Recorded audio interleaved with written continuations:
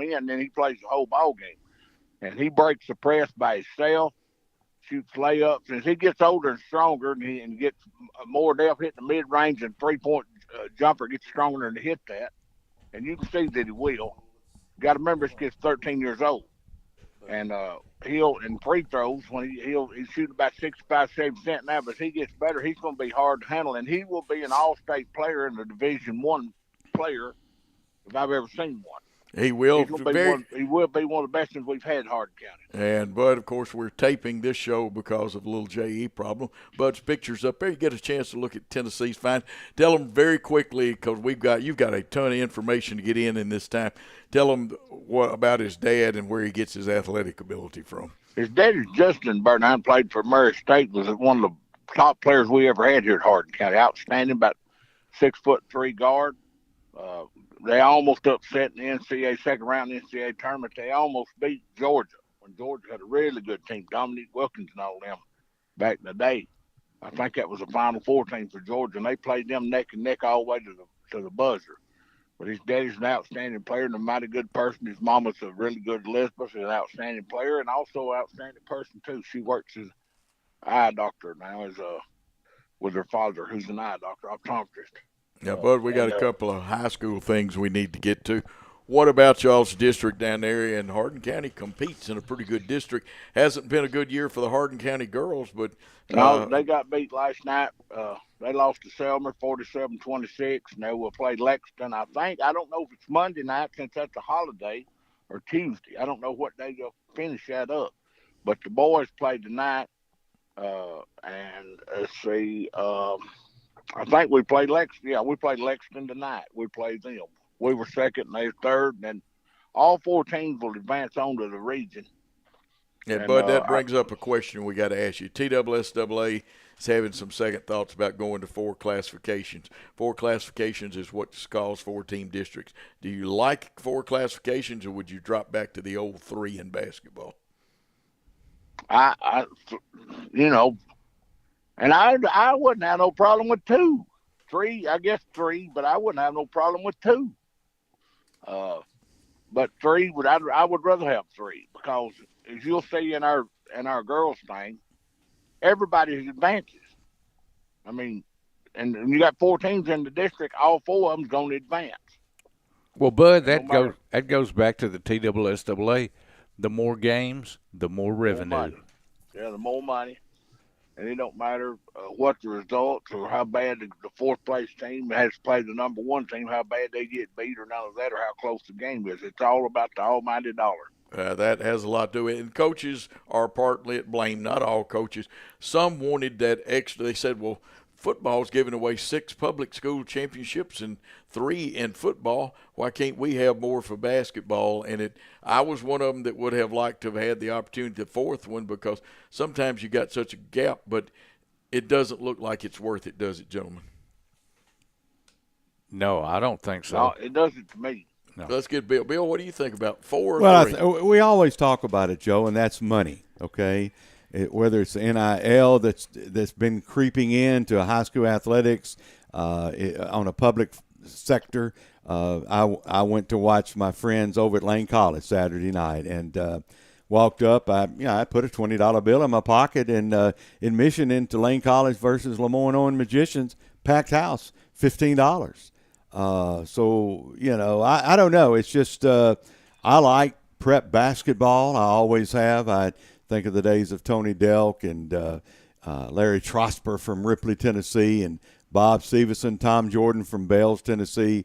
Basketball is probably one of the purest. I would never be an official in some of these small cracker box gymnasiums, the abuse, because I've heard of a lot of officials that are now escorting some of the vocal fans, if they don't hold their demeanor the way it should be, take them outside.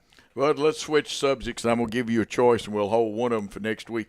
You were listing players, especially we had a text last week, wanted you to list the 5 best, and there's no way to do the 5 best at Hardin County. I can't do best. Yeah, so we're going to turn it over, let you talk about a couple of guys, and then we've got to get into some college stuff, including a call you had to Paul Feinbaum yesterday. Yes. Well, out of my list, now, I ain't giving these in no order because there's all outstanding players.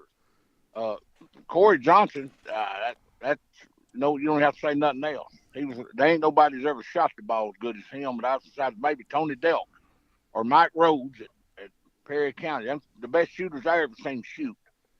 And if Corey Johnson was in the building, he was open. Didn't matter how many people you guarded him with. I mean, you put all 5 people guarding him, he's gonna get 40 points. It didn't make no difference. I remember that too, bud. You're scored right. 65 against Tony Delk. How many Tony get? 75. Yeah, my son and I went to watch him at Oman one time and said, "Oh, you need somebody to give Tony the ball, and it's all over." He didn't need anybody else, just a passer. Somebody take the ball out of bounds and not be colorblind. That's what that was a requirement for Corey. That's what Coach Elson. That's what Coach Gilchrist told me last night. Other outstanding players we had here in Hardin County was Ronnie Armstrong, who was a coach here, was an outstanding player. I think he played, and Ronnie Gibbs, he played at Oklahoma State for 4 years. I mentioned Justin Burdine, played at Murray State. Randy Bolin was an outstanding shooter player. Keith Reynolds played at Union. Freddie Mangrum played 4 years at Memphis State. Joe Skaczynski was an all-state player, as was Larry Thunderburt. And then we had Ben Malk. And then another old one is Hoover Scott, who was an all-state player, played at the University of Memphis. And those are the best boys players that we went through a detailed memory. And we had one here that's just a little bit outside the list. We had two was Nana Wallace, played for the Holler. He was a good player, but he was a showman. He played for the Harlem Globetrotters for 3 years. That's where he played. He lives in Los Angeles now, and he still plays basketball at 54, 55 years old, still plays a lot of basketball. But who do you credit to? Because when you say Hardin County, and I'm thinking of you got the Gilchrist, you had great coaches, big fan support. Danny Hosey was a good friend of mine that made a hit on an opening tackle against Ole Miss in 1972, and he sent somebody to the Mississippi River, I think, on that hit, dynamic hit. How have y'all been able to create the athletic atmosphere in Hardin County? Okay, you come to Hardin County, what else you got to do here but play ball or play sports? That's a good point. That's how you get out of here. Is make a name for yourself playing sports or going to college, something like that. On Friday night during football season, we're a town of 7. We got 27,000 people in the county, but we got about, I think, 8,000 or 9,000 in the city. But we have 7,000 people or 6,500 people at every home football game, and we'll have 2,000 that's around the stadium, around the track, because they know where to sit. They will stand for the whole ball game, all the way around, and we'll pack these visitor seats. But I'm going to do something unusual here because we got to take a break in a minute.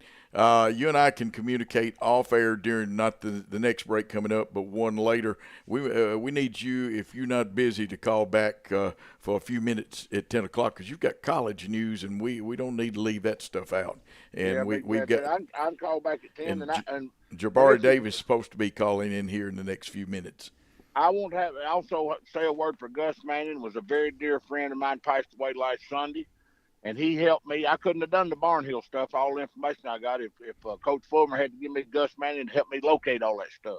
Absolutely. And he was an outstanding man, donated 50, 60 years his life, or more than that. One of the last people General Neyland put on the team, and he donated all his life to the University of Tennessee. But I'll be back at talk with you again at 10, and I got a few girls of Hardin County girls that had some outstanding players. And we're going to get that from you, and thank you for your call, and that's a good-looking picture. Let's take that time out.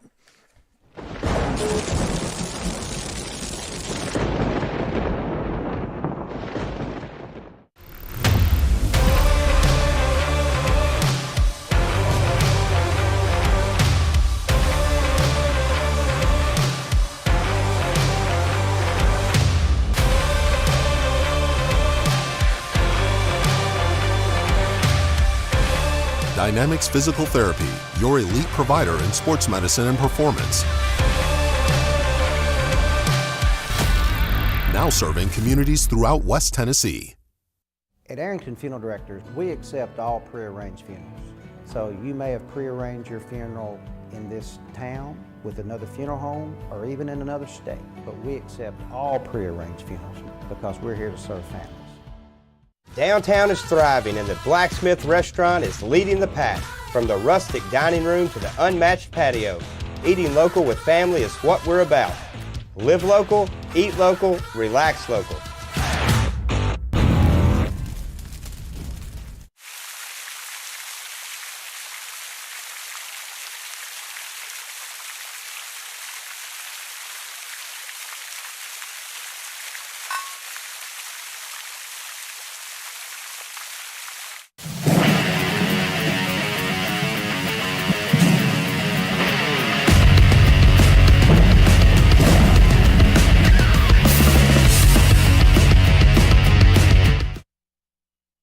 And we are back. We'll be hearing from Jabari Davis in a moment. Just talk to him.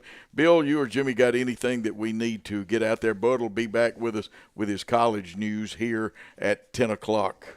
Well, I think one of the big news stories out of Jackson, Tennessee and West Tennessee, and the Daily Memphian picked it up very much as centerfold, is a good friend of ours going back home. Coach at ECS came to Jackson, Tennessee, and he'll be head coach of ECS.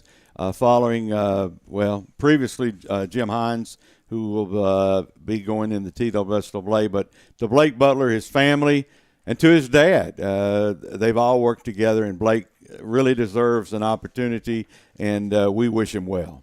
Oh, absolutely about that. Not only Blake, but one of our guests today will be the new coach at USJ. He's also athletic director, Derek Pritchard. I understand Northside and Bolivar, according to the TWSAA website, now they may have taken them off or filled those. They were looking for assistants. Lewis County is looking for a head coach. There's a whole list of coaches, and it's that time of year.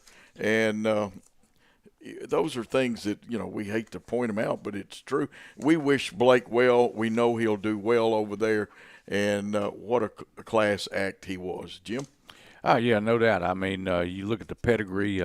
His dad, an outstanding NFL player, played at the University of Memphis. Blake also played there and has a son that's a pretty good quarterback that I'm sure ECS will be tickled to get him to come in there and help with their football program as well. Well, Blake's one of the statements he made. I know we got Jabari coming up, but that he felt the Lord had led him, and probably so. We're very fortunate in the city of Jackson to the TCA family. They won games that maybe on paper they weren't supposed to, but he's an outstanding coach, an outstanding family man, and more than anything else, he's a powerful person to lead the folks in Memphis to come back home to ECS. Oh, absolutely. Here's hear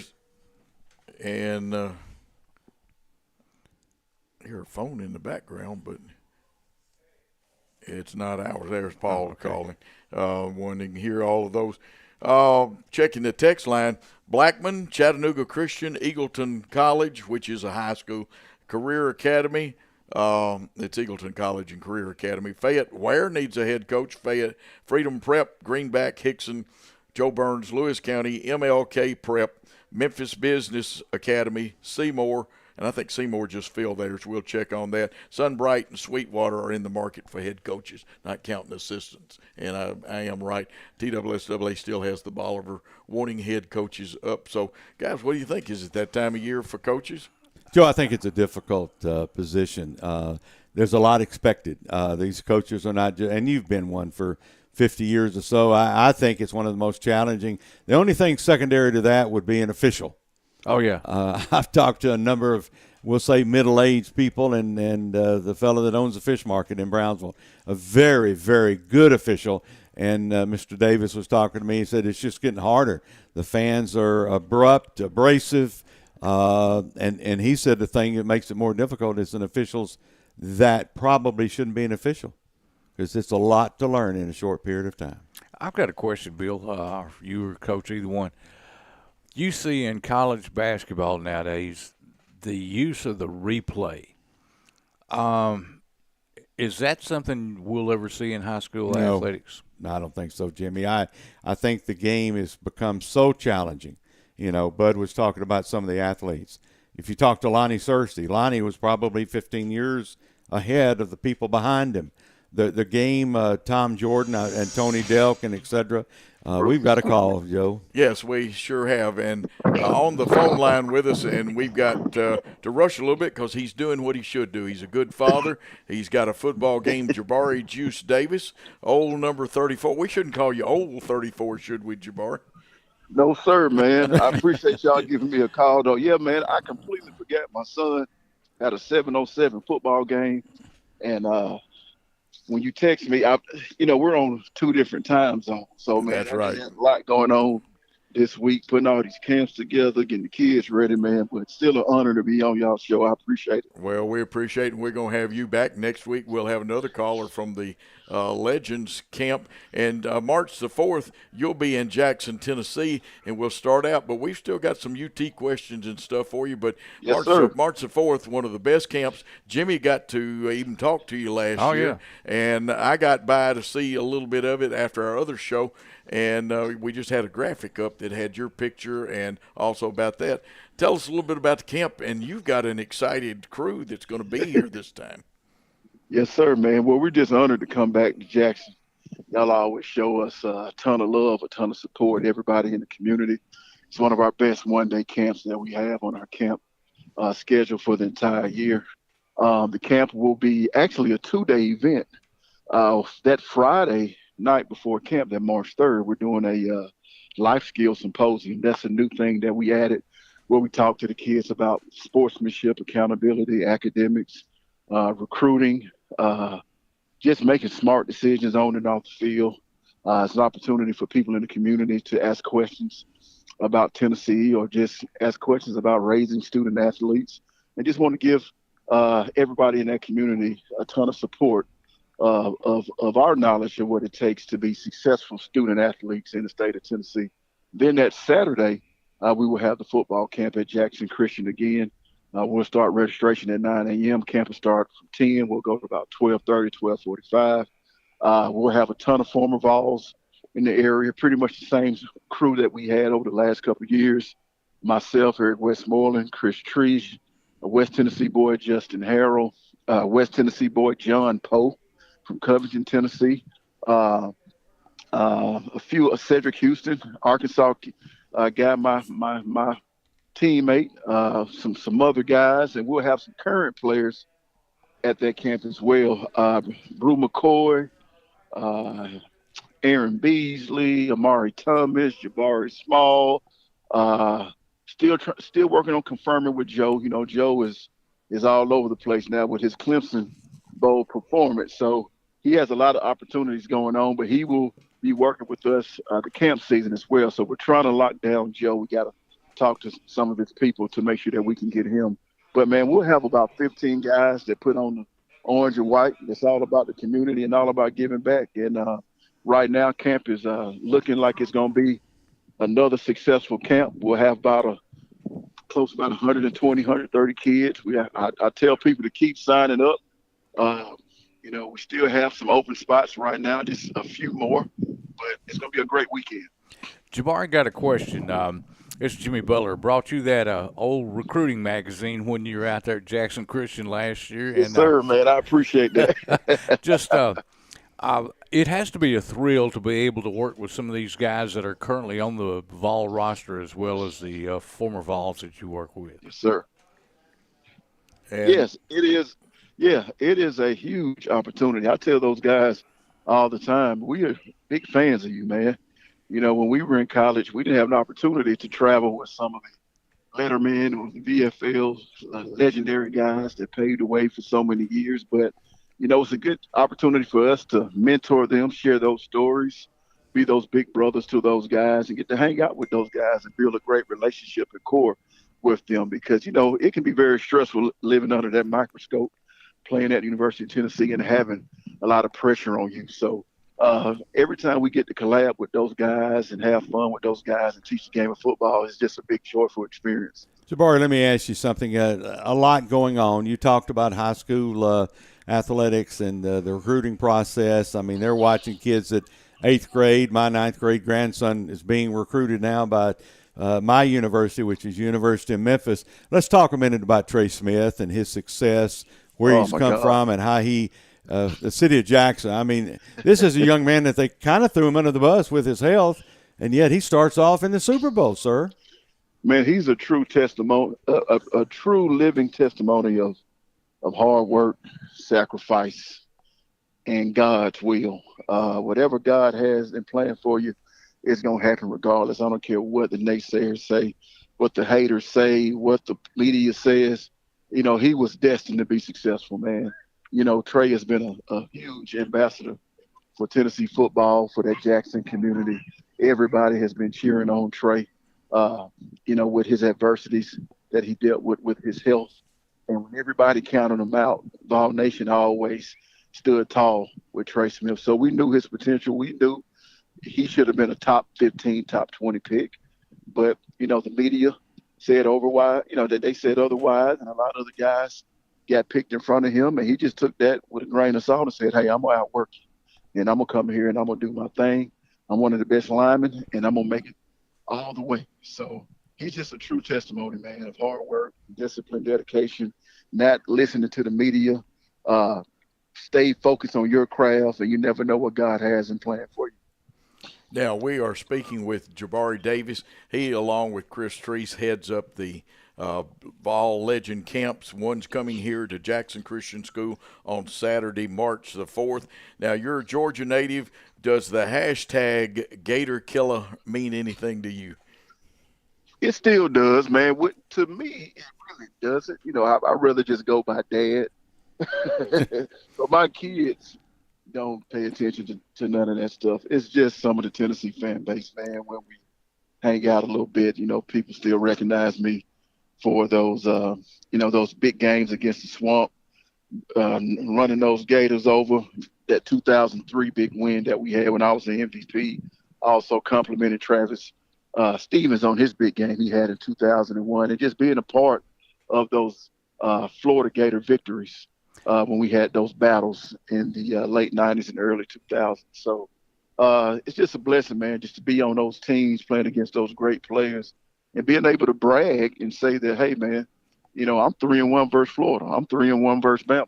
Not too many guys can say that have been at University of Tennessee over the last 15, 20 years. So just to be in that class and play with those legendary guys and those future Hall of Fame guys like Jason Witt and Eric Berry and things like that, man, it's a true honor. Jabari, got a question. I know you have played in the SEC. It looks like now we're going to no divisions, just a wide open field of the 16 teams with Texas and Oklahoma coming in.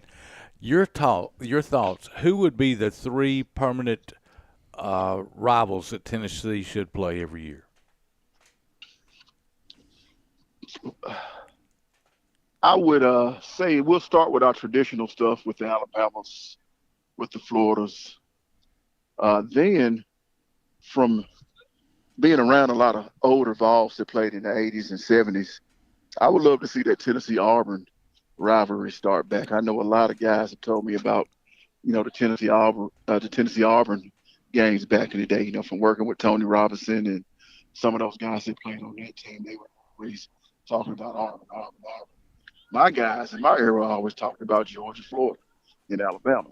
So I know Auburn has been down, but it looks like they may, you know, come back alive with Hugh Freeze, and you know, maybe we can sneak Auburn back in there and see what they're talking about. So if we could go Florida, Alabama, and Auburn.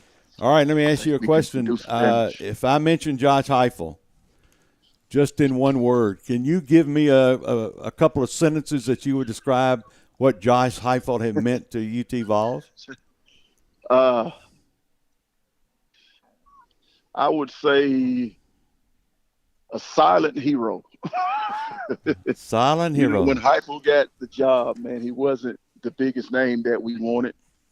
He was a proven guy as a coordinator and worked under some great coaches, but you know, we wanted the big name coaches, but we didn't understand during that time our program was still buried in the ground. There's so much mismanagement and administration stuff going on, and coaches coming and leaving. And you know, he truly believed in our program when we hit rock bottom. And for him to do what he has done these last couple of years has just been remarkable.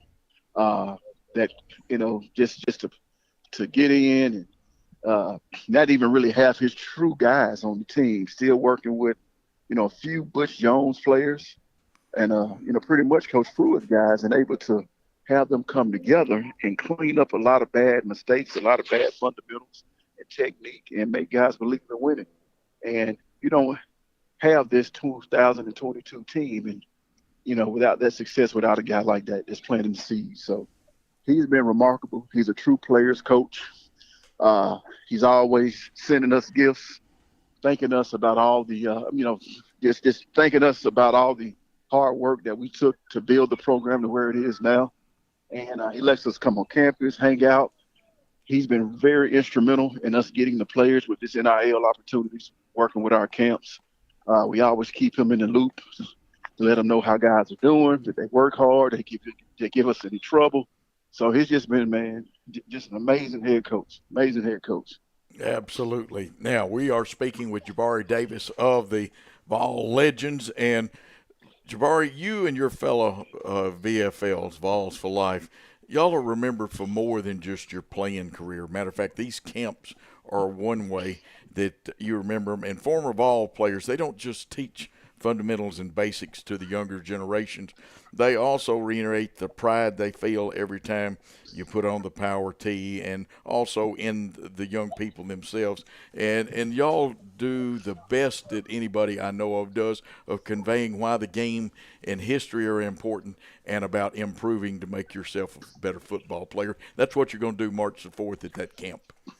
Yes, sir. We go life skills first, man. We talk about Tennessee success and our stories at the end of the camp, and we do a coach's intro, but we want to give everything that we have for those kids so they can learn the game and learn what it takes to be a great student athlete, learn about the hard work that it takes in the community, the hard work that it takes in the classroom, keeping your name clean, always having high character, always trying to do what's right and hang with people that is going to help push you and get you to that next level. So we give them all the blueprints of the things that we learn to help us succeed in life. So it's always a blessing just to pass down that knowledge and give kids something that they need in return, because we know the youth is been struggling right now. Every city that we go to, it's a lot of kids never would have had those opportunities to come to those camps if it wasn't for those sponsors, or if it wasn't for us traveling to these communities. Because a lot of families can't afford to come to Neyland. They can't afford to come to these camps all over the state or get around their favorite players. So just to be able to bring those big names to Jackson, Tennessee, and be able to see those kids hug those players and ask those players questions and be able to inspire those kids to be great is always a truly blessing. Absolutely. Jabari, we're about to hit a hard break. What we want you to do is go back, and I'm going to send you a link later, and I'll be in touch with you because we're going to have Evolve for Life next week. Plus, we got to get you there. So much stuff. We've got more questions that we're texting in, things than we can answer right now. But we appreciate you taking time out of your busy schedule. He is a great father. He's a great teacher of athletics. He's just a great human being. Jabari, I'm going to make you promise on air, so I've got it on tape. This show is archived. You can go back and watch the whole show. You will be on with us again, right? Yes, sir. Yes, sir. And we will have another Ball for Life next week, and people need to get that March 4th camp. And, Jabari, I'll be in touch with you over the weekend. I'll send you that link, and you ought to see the graphic Paul fixed up for you. It's got your picture plus the Ball for Life Legend Camp. But we have got to take that break, and thank you for being with us. Thank you, man. I appreciate it. Can't wait to come back to Jackson, hang out with the community. Thank y'all for having me on. Absolutely. Appreciate it. Thank you, Jabari. Coming up, the man with the plan, the greatest insider in the world, Sean Sparks, will be with us in just a moment after this timeout.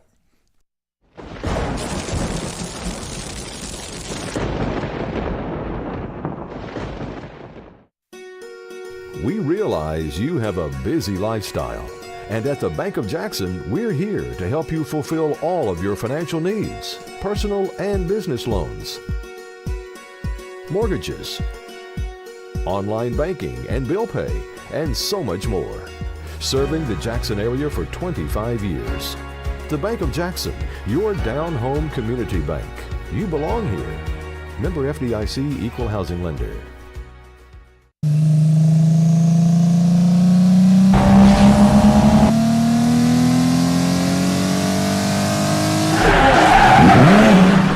The name you can count on. Carlock Automotive, Van Drive, Jackson.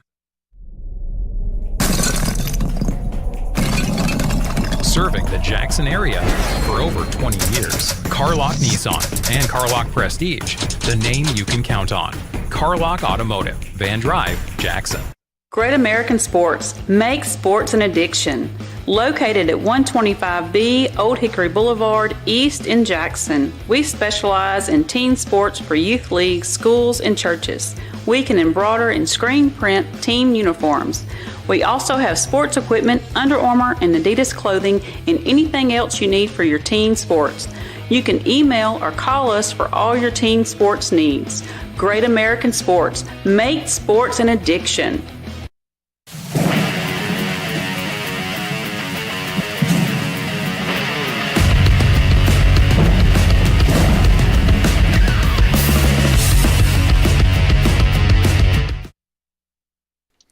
We are back, thanks to Gary Lockhart and Paul Schulze. We've still got topics of Marty Clements, Tim McCarver, Gus Manning.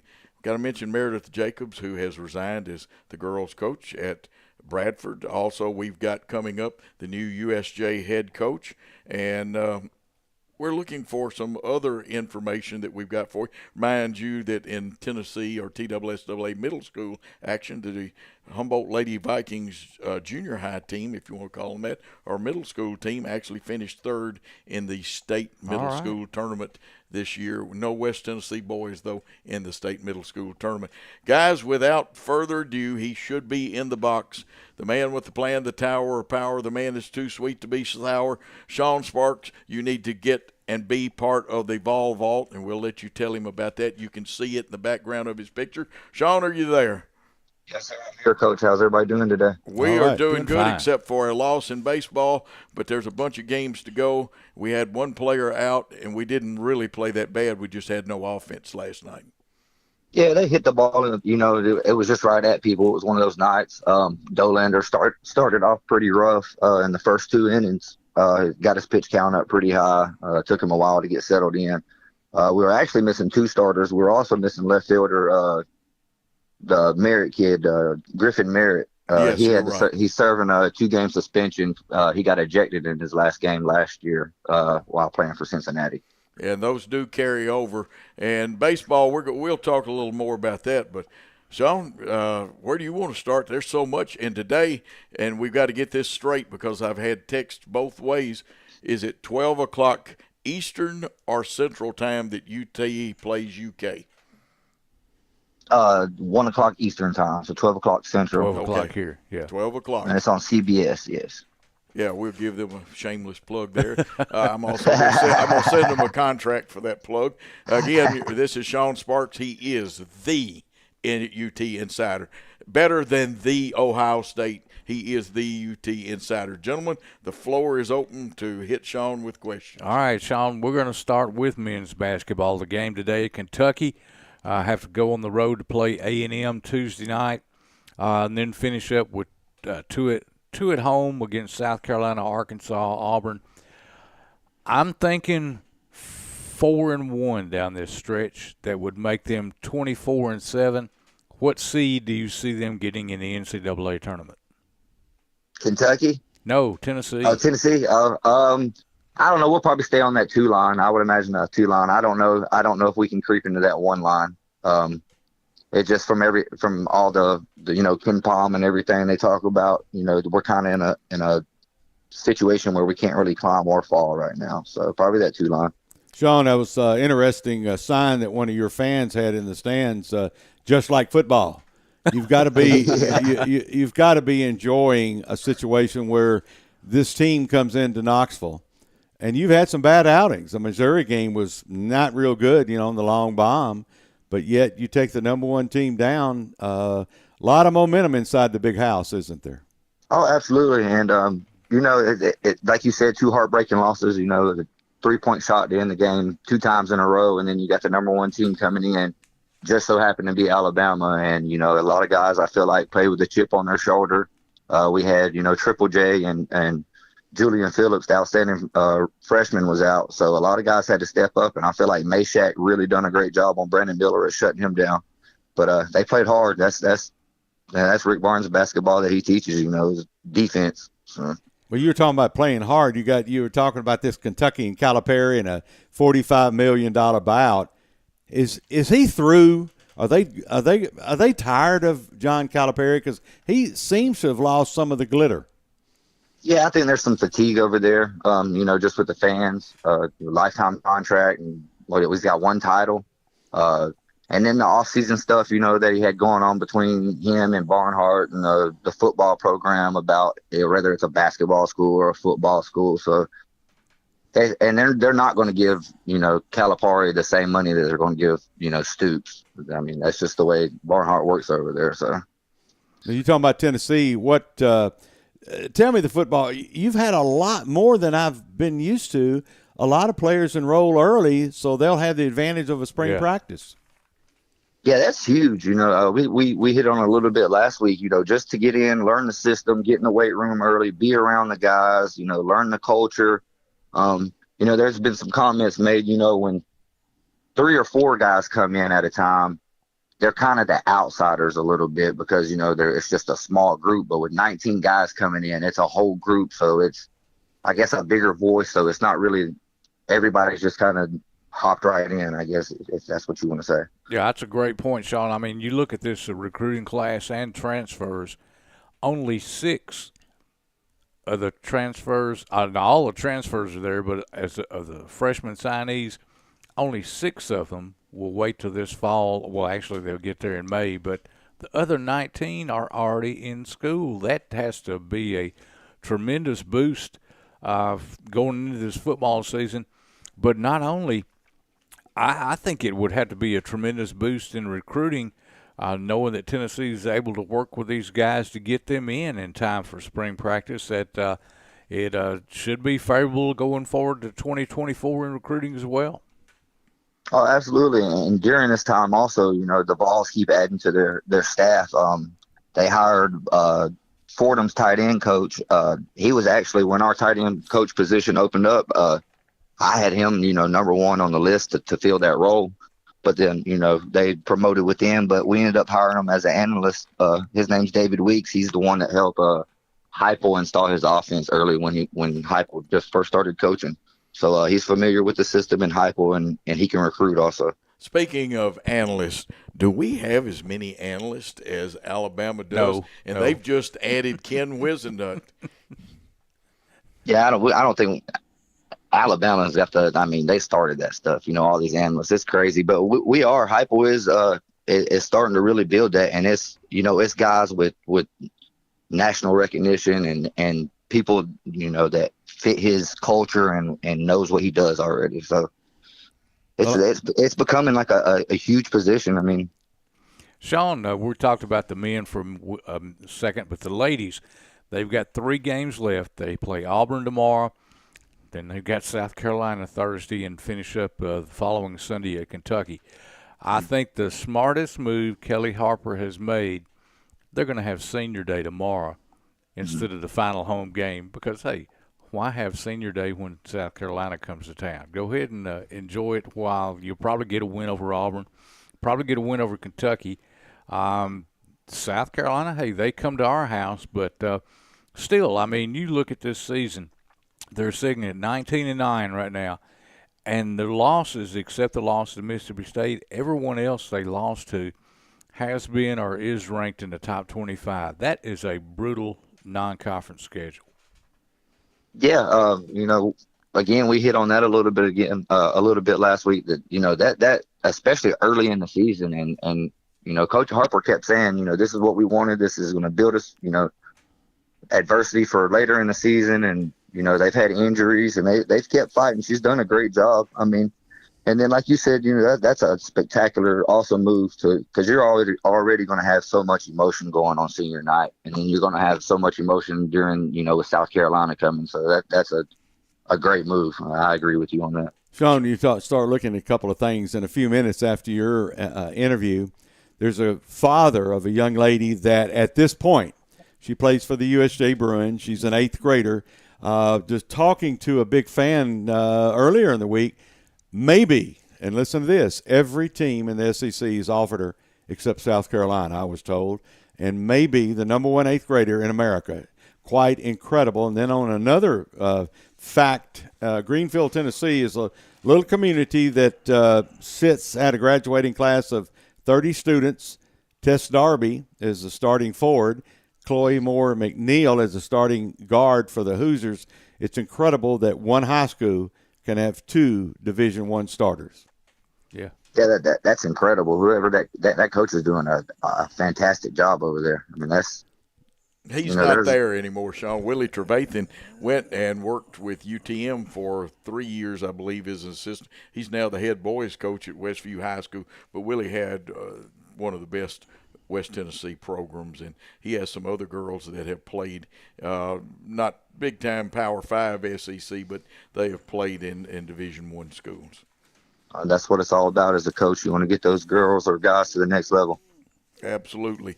The got to hit the girls recruiting, and then a little more about football. And I know Jimmy and Bill both got a bunch of questions. People are I won't say upset. That's not a good word. And I just had a text that reminded me of it.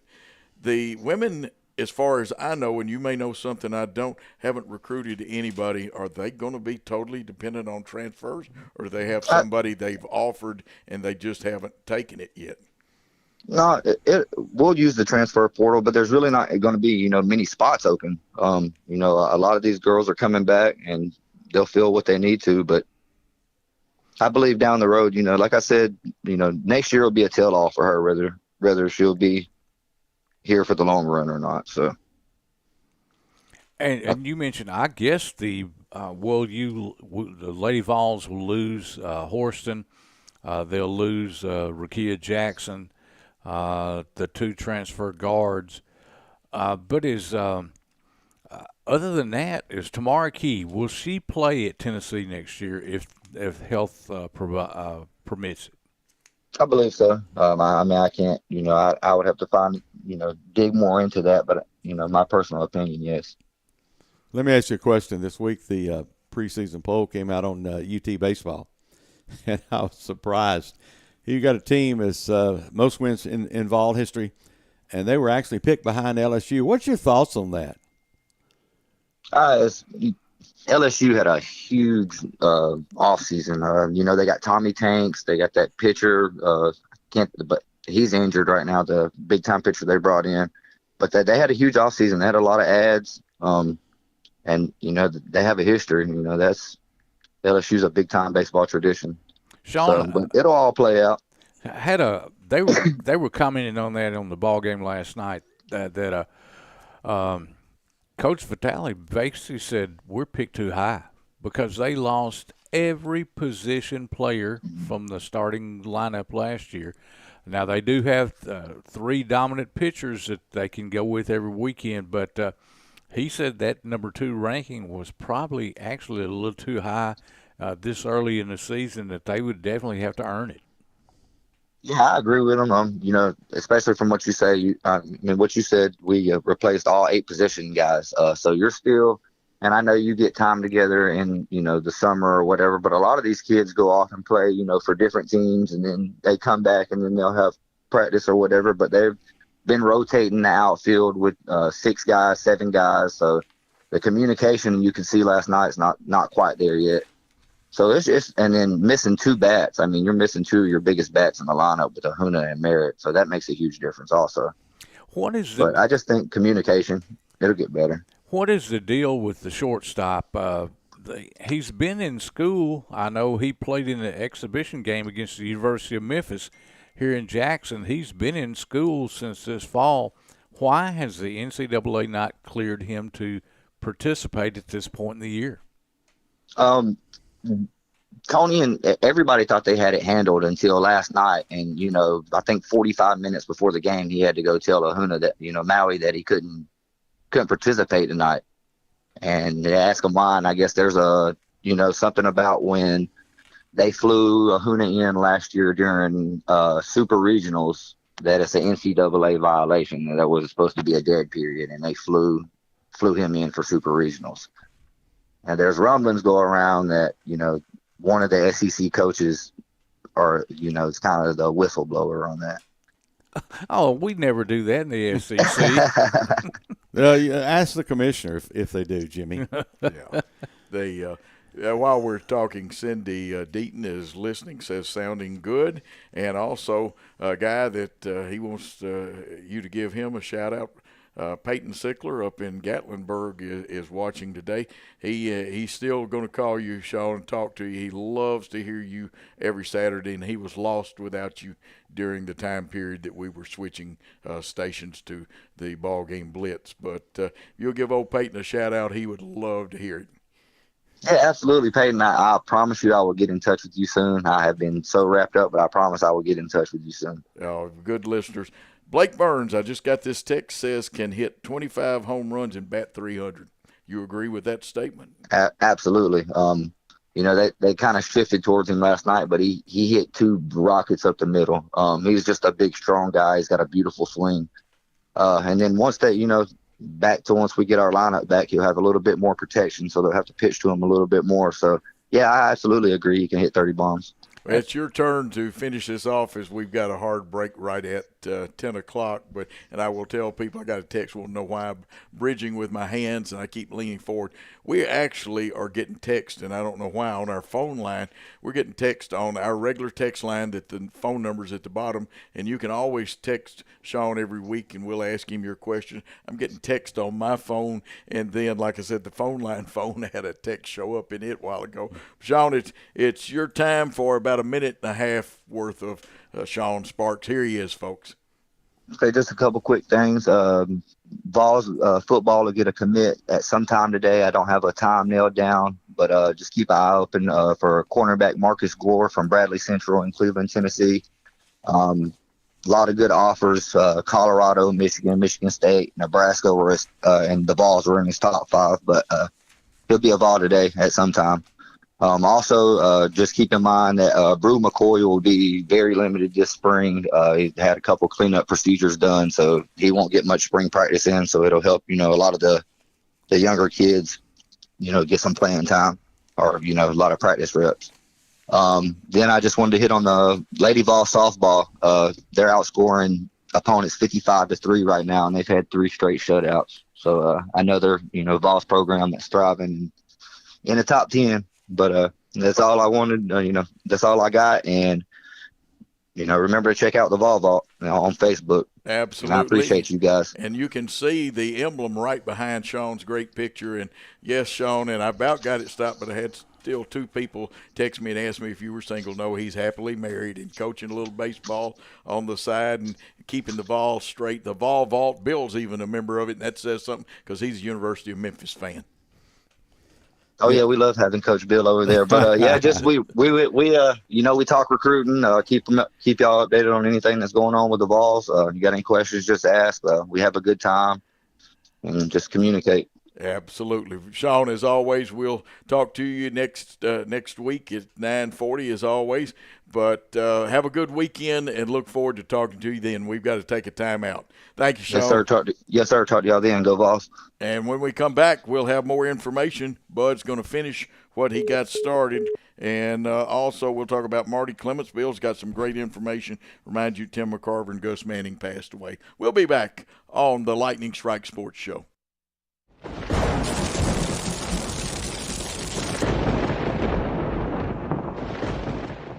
Home furnishings, appliances, bedding, and so much more. Kaufman's. At the Bypass and Oil Well Road in Jackson. Home furnishings for every room in your home. Custom upholstery options too, with professional advice. Major appliances from America's top name brands. Mattresses and bedding accessories. Outdoor living and grilling too. And our fully stocked warehouse helps prevent supply chain delays. Kaufman's. For your life. Do you want your smile to say it all? At Elite Dental Care, we'll make you and your family feel comfortable and secure with a variety of services and state-of-the-art care. We offer sedation dentistry, that will make your time in the dental chair comfortable and relaxed. Come by and see our newly renovated and expanded office in Jackson, or one of our other convenient locations in Trenton or Dyersburg. Trust your smile with Elite Dental Care, and let your smile say it all. Looking for a new and exciting career? At Jackson State Community College, we offer nationally recognized, top-rated programs designed to greenlight your career for success. With courses available in the health sciences, nursing, computer technology, and much more, your next step towards a career starts here at Jackson State. Learn how Jackson State Community College can greenlight your future at greenlightyourfuture.com. King Jewelers is not your typical run-of-the-mill jewelry store. Grover is a certified jeweler with 35 years experience. This isn't just a jewelry store. It's an iconic symbol of love. How far would you go for love? King Jewelers, 16B Conrad Drive, Jackson.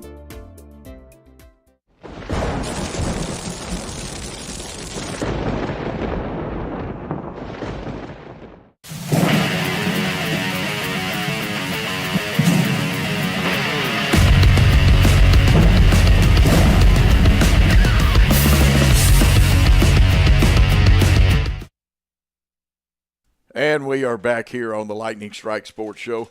You've already heard Bud Young. You've heard Sean Sparks. You heard Jabari Juice Davis. We'll have other guests. And I can tell you next week a special guest will be Joey Magnifico will be here. He's just gone with the University of Memphis coaching staff. But we've got other tales and stuff to tell about Joey, and you'll love him. The last time we had him on, which was a while ago, it was great. We've got, first of all, while we're waiting for Bud to call us back, tell him about Marty Clemens. He's getting a big honor, and this is a big honor, much bigger than any honor he can get here locally. Well, on April the 15th, the TSSAA Hall of Fame will be administered, and one of our own. I actually was a member of the baseball team, and Marty participated in sporting contests for 50 years. He begun in the Real Foot Association in 1972. He's worked 2,000 sporting events, including the 2002 and 21 state championships in football. He's officiated the volleyball state championship in 81, 400 basketball games over 9 years. In addition to officiating, he was the first president of the Southwest Officials Association, was a supervisor in football, and in 2011 was the Southwest Official of the Year.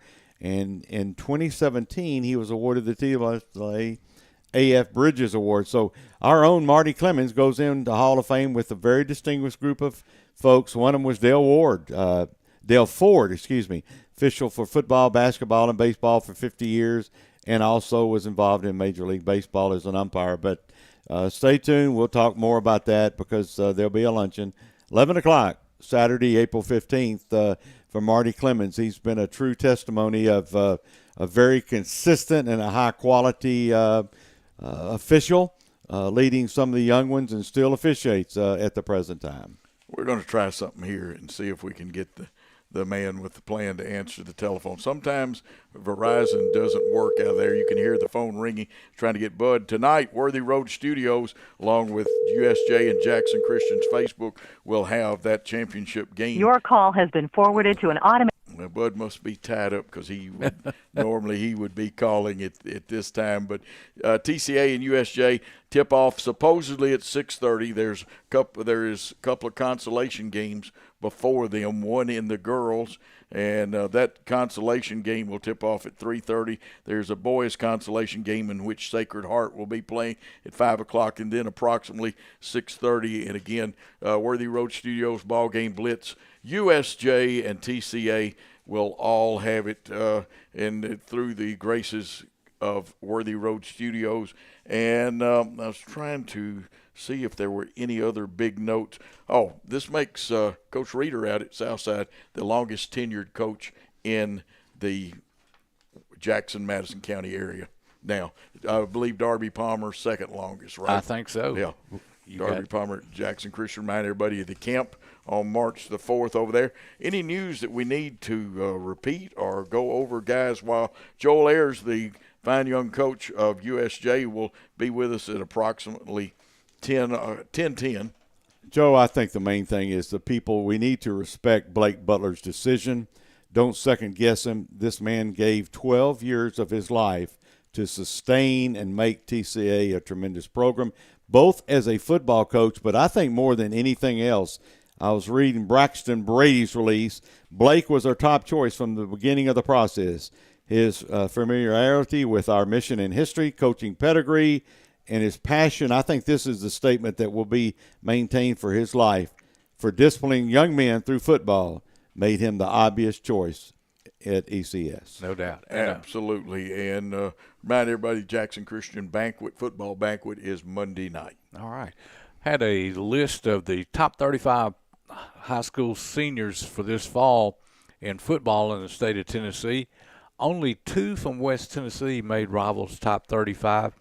Kassan Shepard, an offensive lineman from Fayette Ware, and a young man that I've seen play before, Cameron Clark, a tight end, defensive end from South Gibson High School in Medina. So only 2 in the West State area, excluding Memphis. A lot of kids on here from Memphis. But as Sean mentioned, a young man that he said will be committed to Tennessee today, listed in the top 10. So the Vols already have 3 commitments for 2024. 2 in-state players, Caleb Beasley from Lipscomb Academy and Carson Gentle from Chattanooga-McCallie. And I forget Nichols, a young man out of IMG Academy in Florida. I was looking at a list yesterday of prospects that Tennessee is targeting. They're hitting this IMG Academy in Bradenton, Florida, heavily. They've got about 8 guys that Tennessee is interested in for the 2024 signing class. George McIntyre's grandson's been offered a number of scholarships so far. I was following him. And the tight end from South Gibson, if I'm not mistaken, last week or week before last, Notre Dame is really intense. Yes. It's amazing to me, Jimmy, that a relatively new school in South Gibson can get the notoriety of the Golden Dome from South Bend. So don't think that these recruiters don't know where you're at. Oh, if you're there, they'll find you. One interesting name on this top 35 list in the state of Tennessee, a quarterback from Chattanooga Baylor. His name is Whit Muschamp. That wouldn't be the son of yes, it would. Come on now. Playing at Chattanooga Baylor.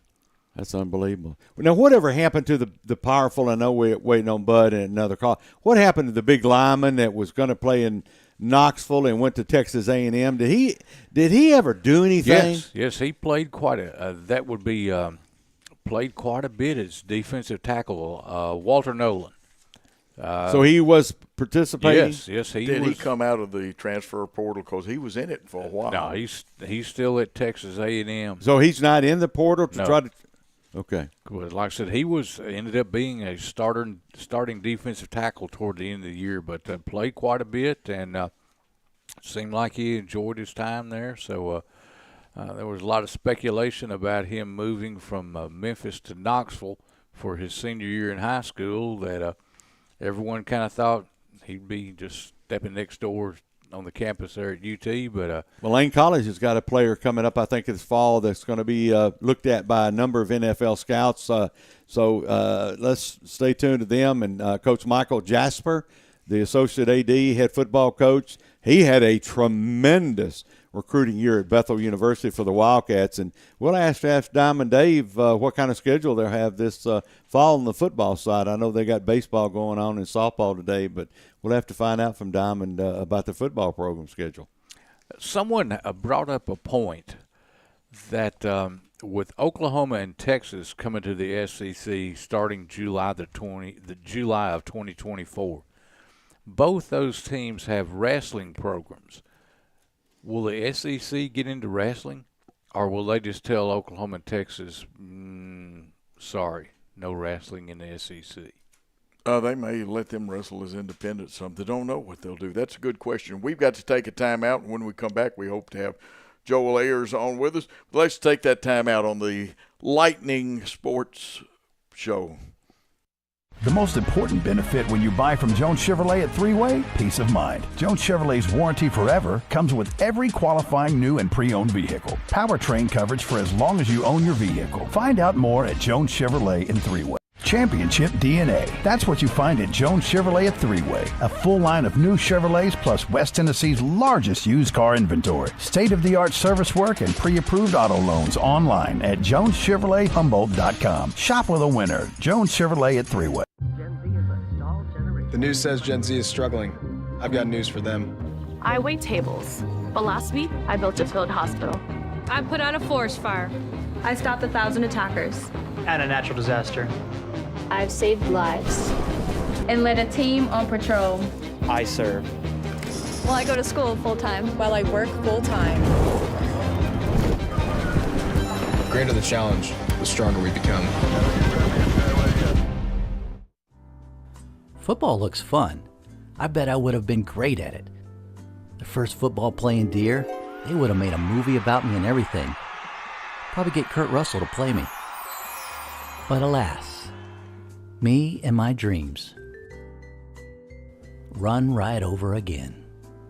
For fast, reliable collision repair, trust the experts at Mitchell's Body Shop. And get back out there.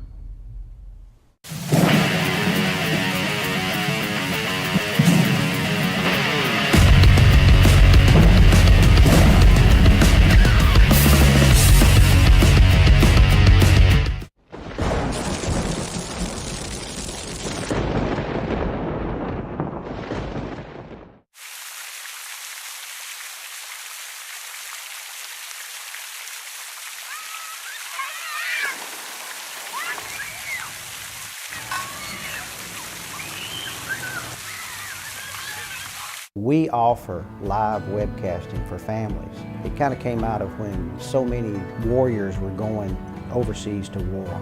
We have learned to offer families more choices, that we want to serve our families well and serve our families better. Buying a home is a major milestone, and at the Bank of Jackson, we want to help you achieve it.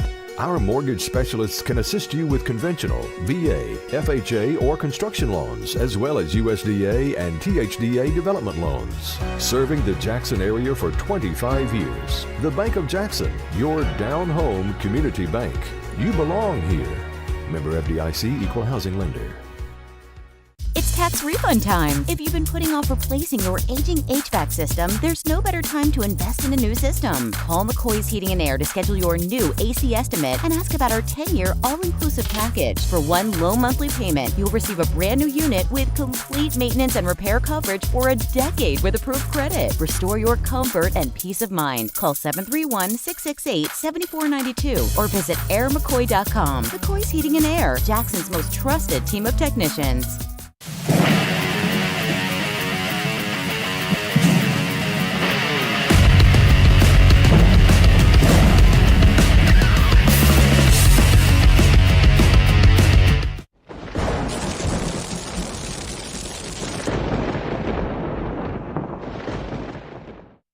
For anyone contemplating pre-planning, we can tell you from our experience, it's much easier to make funeral plans and record them now than wait until emotions are running at their highest.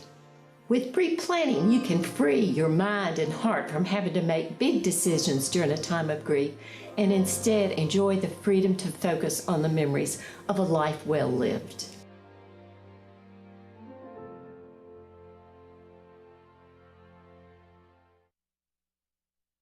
We are back in a very interesting Lightning Strike sports show. JEA hasn't been kind to us, and evidently the cell phone people, especially Verizon. Bud finally got me a message through, and we appreciate Bud's effort that he has no Verizon services, can't make any calls, and he has 0 bars.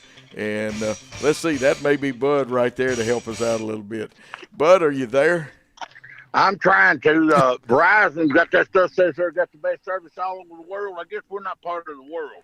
Well, y'all are in our world. Listen, Bud, we got a couple of minutes. We're still trying to reach Joel Ayers, but you had some college information and especially a trophy presentation that I've been getting texts. People want to know what Bud's got to say. Well, I've talked with we got the spring game, April the 15th, and also we recognize the people going into Tennessee Sports Hall of Fame and high school athletics. We give out the state awards for the East Tennessee College Football Hall of Fame Committee. And I talked with Dick Williams yesterday, who's the president, and we've decided we're going to give Mr. Danny White, we're going to give him a trophy at the spring game. Since we beat Alabama when they was ranked number 1 in football, we beat them when they was ranked number 1 in basketball, and we beat Auburn, we feel like to recognize him for his accomplishments, we're going to give him a trophy and for the Alabama State Championship this year. And I think that's very rewarding. I like that. UT, the Alabama State Champions. That's a good one. Bud, did you have any other quick information for us? Well, I know it's busy and the internet stuff today, but some other time I'll get back. We'll talk about the girls and their accomplishments, but we've had some mighty good girl players here in Hardin County, and another time when we got more time, we'll go over some of them. But the boys play basketball tonight against Lexington, and the girls play whenever that tournament starts back up. They play will be playing against Lexington in the consolation game to determine the 3rd and 4th place teams. But enjoy the show, and we'll get all this internet stuff worked out. Eventually, if I have to change phone carriers. I think Jimmy's got to go. Yeah, we want you with AT&T. I got a question, Bud. I just looked this up last week. Hardin County's football schedule this fall open up with Memphis Business, then play Giles County, South Gibson, Memphis East, Northside, Pure Academy out of Memphis, Chester County, Haywood County, Southside, Lexington. District games will be against South Gibson, Northside, Chester County, Southside, and Lexington. Your thoughts on the new district this year? Well, it's a whole new everything, and I can't hardly give you a synopsis of where we'll finish or nothing yet, because all the things I know is what we got around here. I don't know nothing about Giles County, and I don't know the one over South Gibson. But I know we got a mighty strong offensive and defensive line coming back. Adam Harris is leading he's coming back on the defensive line. And if there's any defensive linemen better than him in West Tennessee, I don't know who they are. You're right about that, Bud. As a sophomore, he won West Tennessee Defensive Player of the Year, and he's got better since then. He had that minor car accident last year. But he's overcome that and good to go. He's out practicing, working out every day. And we got Carter Smith. And we've got also Cameron is Caden Pope's brother. Cameron is an outstanding wide receiver, running back. And we've got good players coming back this year. So we'll have a strong team. Yeah, and we're going to talk to Coach Smith one day. Bud, we're fixing to go up against a break. I got to read a text. And, folks, give Bud a hand for superior effort against odds from Verizon. Isn't that right, Bud? It's a challenge. I'm telling you, I have to ride around in Hardin County, find where the wind ain't blowing, and wiping the signal out. He is right about that. Bud, we love you, and good job today, and we like the trophy.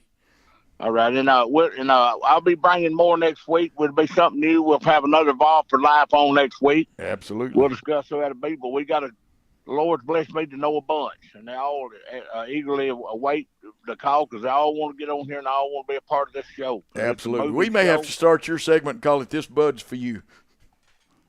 Well, that's copyrighted, so. Oh, okay. Well, we'll give them credit. The Bud Light Show. That'd be the non-alcoholic beer for children. That's right. Bud, we got to hit the road here for a second, but thank you for your effort today. Oh, you have a good day. We'll see y'all. You too. Very quickly, and I'll read it twice. Actually, Gordon Sargent, my brother's grandson, is playing golf at Vanderbilt. That's an accomplishment academically and athletically. First team All-SEC golf as a freshman, Alabama Amateur Golfer of the Year, and only one of 2 amateurs playing in the Masters this year. We'll talk about that. We've got to take this break. When we come back, I will just say, oh, the sun shines bright on my old Kentucky home. That's a hint for who our next guest will be.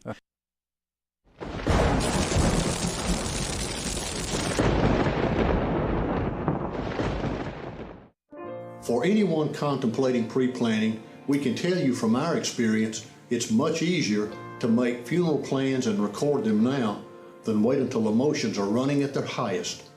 With pre-planning, you can free your mind and heart from having to make big decisions during a time of grief and instead enjoy the freedom to focus on the memories of a life well lived.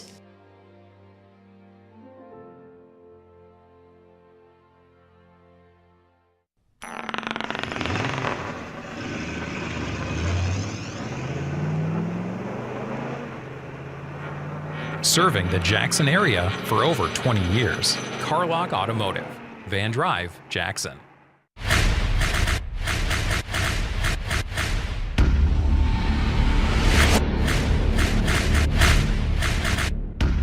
Serving the Jackson area for over 20 years. Carlock Automotive, Van Drive, Jackson. Thompson & Smith, the area's premier independent insurance brokerage, has been serving families and businesses in the region through its founding companies since 1927. With their many insurance company partners, Thompson & Smith provides insurance products for family, home and auto, contractors, retailers, restaurants, manufacturers, medical and dental clinics, as well as any other business or organization seeking quality coverage, risk management expertise and customer-focused service.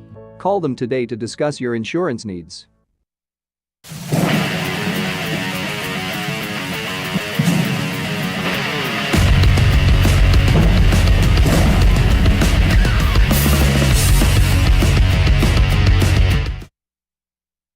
We are back doing a little tap dancing. Cell phones are dangerous machines because you can't get Verizon. I feel for Bud. Sorry, Verizon, but it's the truth. Bud wanted to call. We are still trying to reach Coach Joel Ayers and see what we can do. But anytime in the next few seconds, we are expecting Diamond Dave McCulley to call us. That's the reason. And somebody sent me a text that said I sounded like a dying calf in a hailstorm trying to sing. And I am a little hoarse today, and we won't go in and explain why. But we got a couple other things. Bill's got something Jim made while we're waiting for Diamond Dave. First practice for baseball and softball, official practice, was February 13th.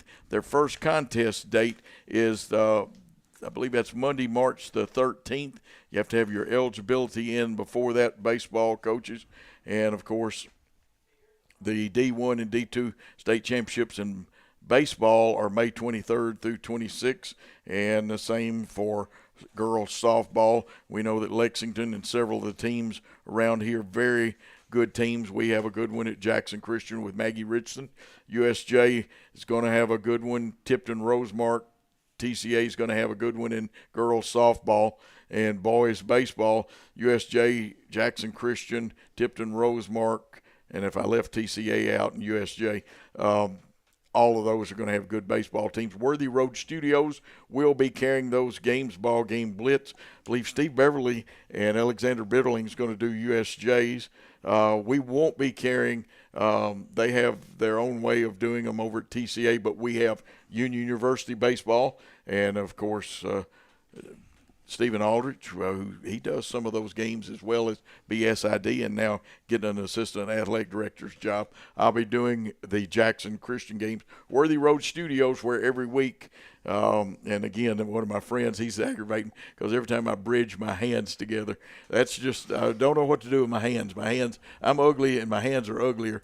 And like I said, we are waiting for Diamond Day, but Bethel is busy today too. They have baseball, basketball, and their basketball team's on the road to what do they call that place now? Southern something. It used to be Martin Methodist. UT Southern is what Paul says. I cannot get used to calling it that. Our good friend Jeff Bain. Bill, what do you and Jimmy got? Well, I was impressed in this being the February Black History Month, and I'd forgot about Jim Brown. Jim Brown led the NFL in rushing for 8 of his 9 seasons, and they say, as a universally accepted, maybe the greatest running back in the history of NFL.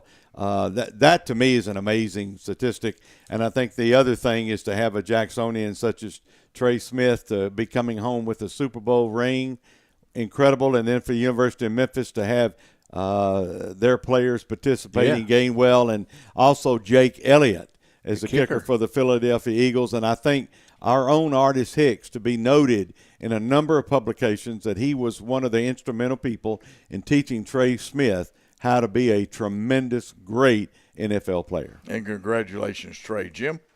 No doubt. Like I said, we've been looking at a lot of football schedules for this fall, and should be. Bud made the point, and I agree. It's going to be interesting with so many new teams on so many new schedules, with the redistricting or re-regionalizing what they do. But, we're looking at, I believe, what is it, August the 18th, opening night of high school football. And Jackson Christian travels to Goodlettsville on Labor Day weekend. Yes. It's one of the toughest, maybe, Joe, the toughest schedule Jackson Christian has ever encountered. It is the toughest, I think. I really do. Even tougher than some of the days when they were still playing D1. And the year they won the state championship, they had a tough one, but this may be worse. Of course, USJ's got to open up with Peabody. Yeah. But they have new opponents in region games like ECS and St. George's and Lausanne. They also got to play he's not the throwing Samoan, that was Jack Thompson, but they got to go against Patterson, the fine quarterback from North Point. I started calling it ECS. Did you know that Joe Gaddis is in the top 10? No, I didn't. All time. I knew he was a winner, but Joe Gaddis has won 300 and had 376 games that he was coaching, head coach, 283 and 93, 75%. He coached with Oak Ridge, Peabody, Henry County, and Tullahoma. And up the road, 25 miles, John Wade Tucker. Yes. He coached, won 71% of his games. I had forgotten about it, but he coached at Humboldt, Gibson County, Milan, Dixon, Lewis County, Tiptonville, and Parsons. So the guy that he put small, medium, and large on the weights. I can remember him coming here. here. Boxcar Brown played for If him. you were huge, you were XL. Oh, I didn't know he had an XL in there. Yeah. And he tried not to list anybody as XL. And at the time he coached at Lewis County, it was called Hohenwald. Well, all right, now, Gary Rankin, top of the list. Yeah. 85% of the games, Alcoa, Riverdale, and Smith County. And, of course, he's at a private school now in Chattanooga. And then Ken Netherland, the great coach at Lausanne, St. George, Germantown, and Hillcrest. He coached from 66 to 2013. That's a long time, fellas. He made his name at Germantown. That was when you thought of Germantown, you thought of coach. Didn't he have a big lineman named Eric Steele? Yes, he did. Yes, he did. Did we give Marty his due a while ago or not? Well, I've been I just think with the internet and the phone calls and stuff, but go ahead and say something about Marty, and then we may take a break here in a second. Well, Marty's 50 years, 2,000 games, volleyball, a supervisor, and et cetera. Marty, I tell you what, fellas, I played with him. Great baseball player. I mean, he could park the ball. Played for the Elks, I can remember that. Played for Kelly Foods and Babe Ruth League. Yeah, and just a tremendous athlete. Hit a golf ball a mile, just played drive in it. USJ's forerunner, Old Hickory Academy, the first year there. He played for Larry McBride before John Hooper came there. And Marty is one of only 3 officials in the entire state going into the Hall of Fame. Yeah. So, and I think and any time you can win something is associated with A.F. Bridges. In 2017, he was awarded the TWSAA A.F. Bridges Award, so an official of the year in 2011. So he's had a very distinguished career and has always been a pace setter and always involved in the veterans too. I think is one of the big things. Yeah. And guess what? With Blake going to ECS, guy that's going in, Jim Hines, he was an assistant to Jim 2 years at ECS. Yeah, I forgot about it. And, when somebody's been here 12 years, Blake gave his life to TCA. He said he'll always have in his memory. But I'm going to tell you this, fellas, you can say you heard it on this Saturday. Blake will be on the University of Memphis staff within 4 years. I truly believe that. Well, we know he deserves it and got close. We're going to take a timeout, kind of an extra one while we regroup, deal with a little cell phone service, not on our end. Hey, everything's working good here. Internet's working good here. JEA's got to step up to the plate, low upload. Let's take that timeout on the BallGame Blitz.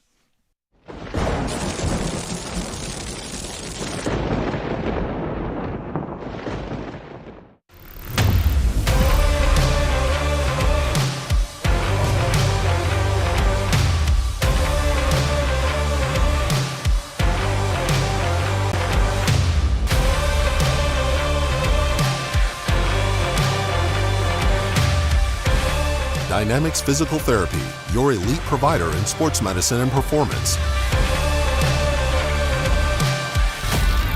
Now serving communities throughout West Tennessee. At Nest Realty Jackson, connections and relationships are at the heart of everything we do. We wake up every day with the goal of helping our agents build trust, relationships, and community. Let's connect. Downtown is thriving and the Blacksmith Restaurant is leading the pack. From the rustic dining room to the unmatched patio, eating local with family is what we're about. Live local, eat local, relax local. Great American Sports. Make sports an addiction. Located at 125B Old Hickory Boulevard, East in Jackson. We specialize in team sports for youth leagues, schools, and churches. We can embroider and screen print team uniforms. We also have sports equipment, Under Armour and Adidas clothing, and anything else you need for your team sports. You can email or call us for all your team sports needs. Great American Sports. Make sports an addiction.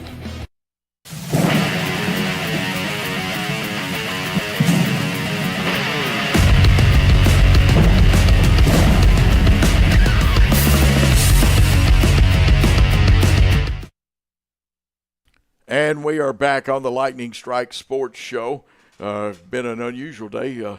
Verizon, especially, we're on AT&T, but as far as the cell phone service here, but Verizon hasn't cooperated. Kind of shortened Bud's call a little bit, and we've had some trouble making connection with others. But a young man that you never have trouble making connection with, one of the finest human beings. Forget that he is going to be assistant athletic director. He also is still going to be in charge of the sports information department.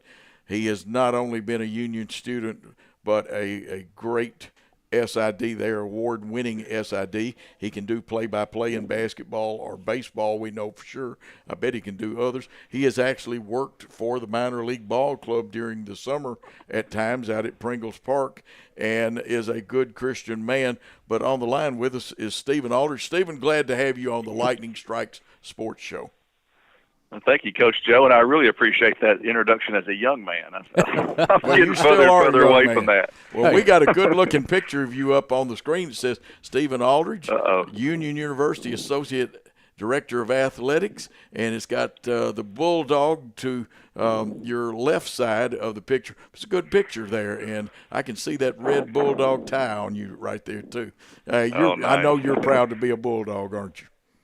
Yeah, I'm excited. You know, obviously it's been a great place for me. It's been kind to me and my family. It's been a great place to met my wife here at Union, and of course I have 2 kids now, and they're growing up here. One of them's actually working the ball game today, so it's just been a great place to be, and excited to be joining forces with Coach Campbell and moving on to the next phase of Union athletics. I mean, it's been.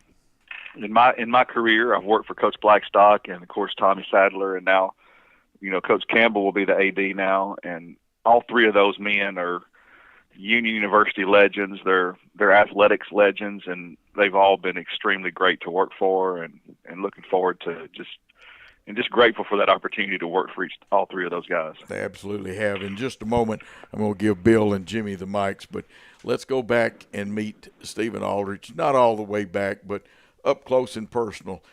Sports background, give us why you came to Union as an academician, and build it up to there, and then I'm going to turn it over to them for some questions. Yeah, well, it was actually sports that brought me here. I went to high school in North Mississippi called Myrtle High School, real small school, 1A school. At that time did not have football, but I played baseball and played basketball up through JV in high school, but I kept stats for basketball. My dad drove the bus for the basketball teams, and my dad kept the book on the road. So, I mean, I've been going to ball games since I was old enough to know what was going on. So we came up here my freshman year, and we played. Union University hosted that FCA Christmas tournament several years in a row there. And we came up here my freshman year, and we played Haywood County, and Tony Delk was a senior that year. They beat us 76-71. Tony Delk had 36 points. We came back up to Union my junior year and played. We played Jackson Northside. We played, I think, ECS out of Memphis. We won both of those games, and that was my introduction to Union, and I guess to say the rest is history. So, that connection with sports introduced me to Union, and then, of course, like I said, the rest is history, and stayed here as a student, and then stayed here after graduation as well. Steve, did you ever believe this time would come in your life? I've watched the success of your daughter in some of the speech competition that she's had. A young lady, 16, 17 years old. I'm figured she's got her own car now. Your son's growing up. I read a comment said the picture you had black hair, and then the one on this screen has got gray. So how many years have you been? Brandon. How many years have you been there? Yeah, this is my 23rd year working at Union. Of course, I spent 3 years with the Diamond Jacks, their first 3 years in town, from 98 to 2000, and then I graduated from Union in 98 after 4 years. So, all told, been in Jackson, pushing 30 years, and but been at Union working at now 23 years. Your highlight at Union, because I know I've watched a lot of the athletes, and I was even recruited as an SID in 1972. Coach, golf coach, Mr. Morris, had come to my house, and I wanted a team that had a football program. But your basketball program, and I look at the girls, has really been at this point a legendary basketball barrage of girls basketball, hasn't it? Yeah, it's been unique too. A lot of times you see somebody like Peggy Birmingham had success here, and then Coach Blackstock takes over, and he has tremendous success here, and then Coach Campbell takes over, and he's had tremendous success. And a lot of times you don't see that. You see a coach leave a program, and they kind of spin their wheels for a while, and sometimes they'll kind of find some of that magic again, and sometimes they never do. And it's just been. It's been neat to watch. I think it's just the West Tennessee basketball players come in. I mean, it's something that they care about here, and especially in girls basketball. That you can see it just with the success of Tennessee and just the number of local players we've got playing major college basketball, and they just care about it. And it's taught here. It's taught very well here, and it feeds into the college programs, and the coaches. Obviously, they're great coaches, and they've taken that talent and built it, and they've put pieces together that work. And it's just been fun watching the success of this program go for, since basically the inception back in, varsity inception back in the early 70s. Yeah, but you've had great leadership that I look at David Dockery, Dub Oliver, Hiram Barefoot. The people that were at the leadership position allowed the athletics to kind of be the showcase. And then you put your pharmacy program in, and putting those excellent pharmacists out. It's been kind of a neat marriage from the top to the bottom all throughout. Yeah, you're exactly right. I mean, there's so many departments on campus, that are just as successful as many of our athletic programs. But you're right, the leadership has done a great job of saying, okay, we have an opportunity here to do something great, and they've allowed that they've really encouraged that, provided for it, and encourage that, whether it be athletics, whether it be art program or nursing or education. Just read a press release. We got pharmacy getting an award for art program as #1 in the country.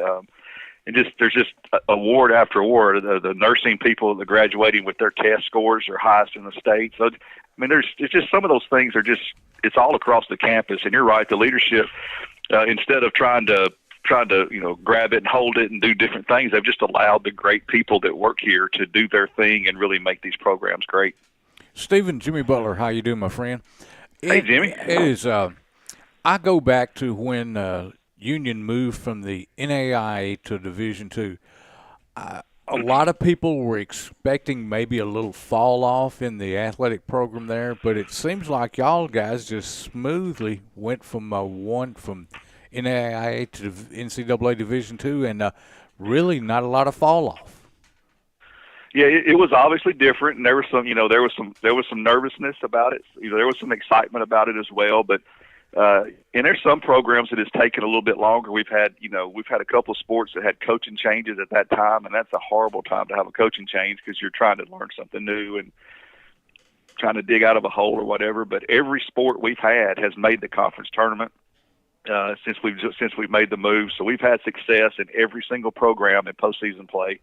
Of course, basketball has been all the way to the semifinals of the national tournament. Men's basketball has been several times to the Sweet 16. We've had soccer make the conference tournament. We've had cross country go to nationals. We've had, softball has made conference tournament numerous times, and so we've seen success. And golf is golf this year's men's golf team is the highest ranked we've ever been since joining Division II. So, and just a lot of local kids on that golf team, and they're setting records this year, and they open up play Monday in their first tournament this spring, so they're excited and ready to go. So yeah, there's been success in every single program that we've gotten at different times. But you're right, making that move was a little nervous, but yeah, I think things have gone fairly well, and we're looking for great things even ahead. I got one final question for you, Stephen. Do you kind of miss the days of spending from 8 o'clock in the morning to midnight at Oman Arena during the NAIA tournament? We always bring that up. My friend of mine, Julie Powell, who worked down there with me several years, and just some other guys across the country. Some of them are not even in sports information anymore, but about this time of the year, we'll all email each other or Facebook or something and just say, hey, about this time, we'd be, 7 o'clock in the morning, we'd be unlocking the doors and getting ready for basketball. And so, yeah, I miss those days. That was a fun tournament.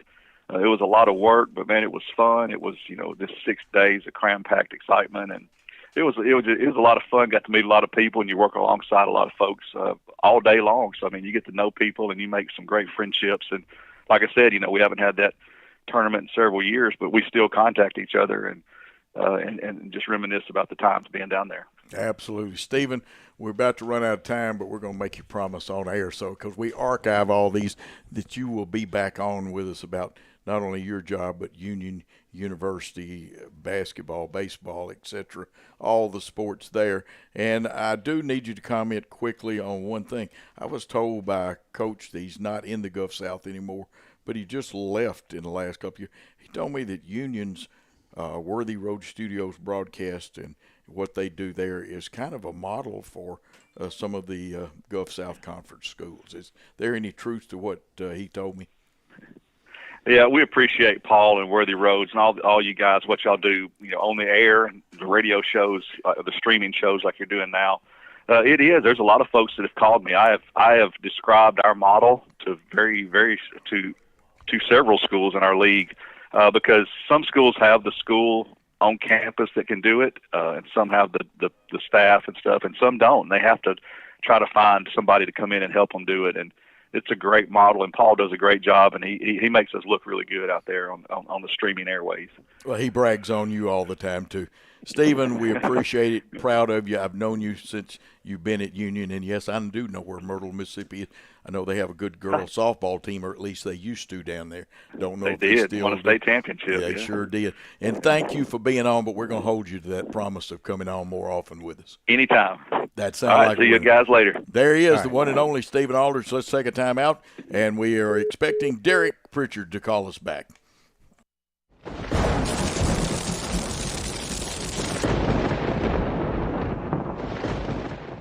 Turn to the experts.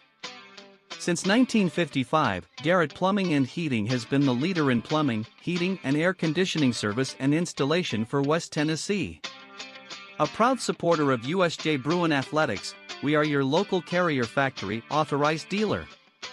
Call Garrett Plumbing and Heating 668-3339 for all of your plumbing, heating, and air needs.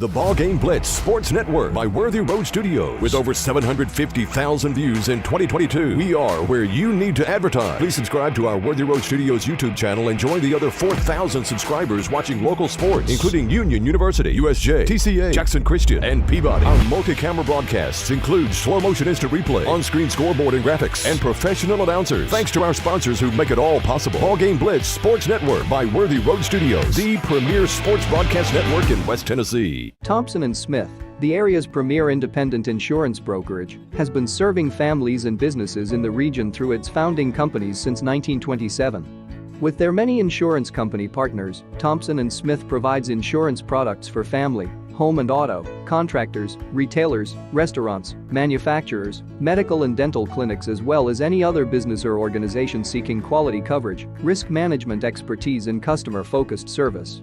Call them today to discuss your insurance needs. This could be a true story. On October 3rd, a 2003 hatchback struck and killed a deer that goes by the name Buck. I know, right? He now has Buck's head proudly displayed on his living room wall.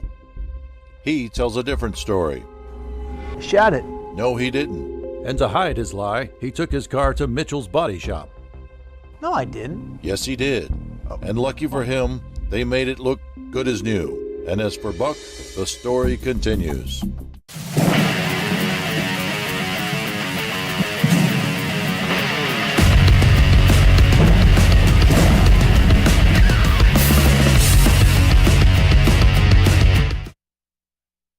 And we are back here on the Lightning Strike Sports Show after an unusual day with Verizon giving a little problem on call-ins and things like that. The JEA Internet, which is usually as solid as a rock, was giving us some interesting moments. We appreciate all of you sticking with us.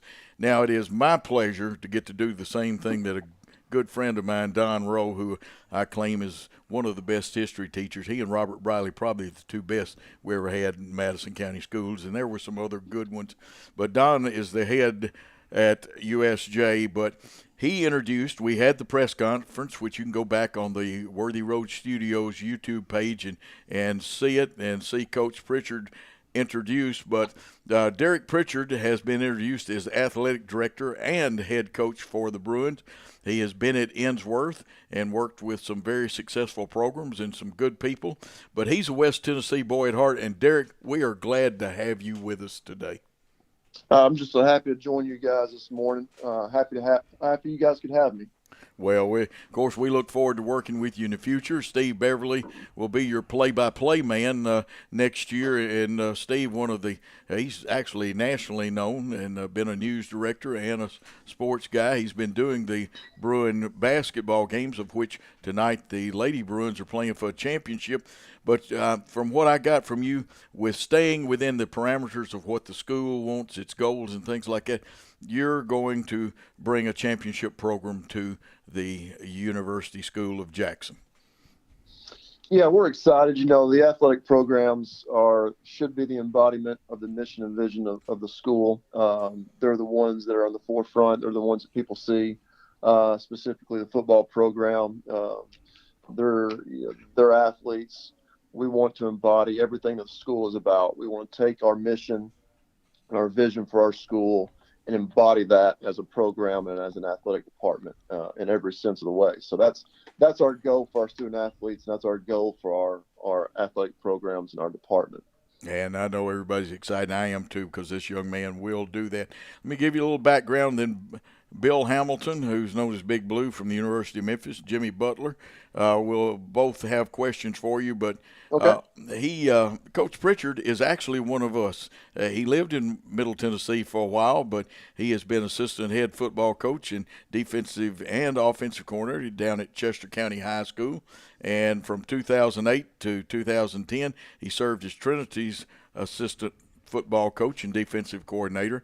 And, of course, in 2006 and 2007, he served as defensive backs and quarterbacks coach and assistant baseball coach at Union City. And Derek was a scholarship player at Lambeth and graduated with a bachelor's degree in education. His wife is from here in Jackson. Derek, help me out and tell me if I'm wrong. You played your football at I like to call it Parsons Riverside, but I believe the folks up there just call it Riverside now, don't they? Yep. So it's went through several names. I'm graduated from it, formerly known as Decatur County Riverside. So back in the day when you were growing up, it was probably Parsons Riverside. That's what everybody called it. But, yep, I was a graduate of Riverside High School in 2004.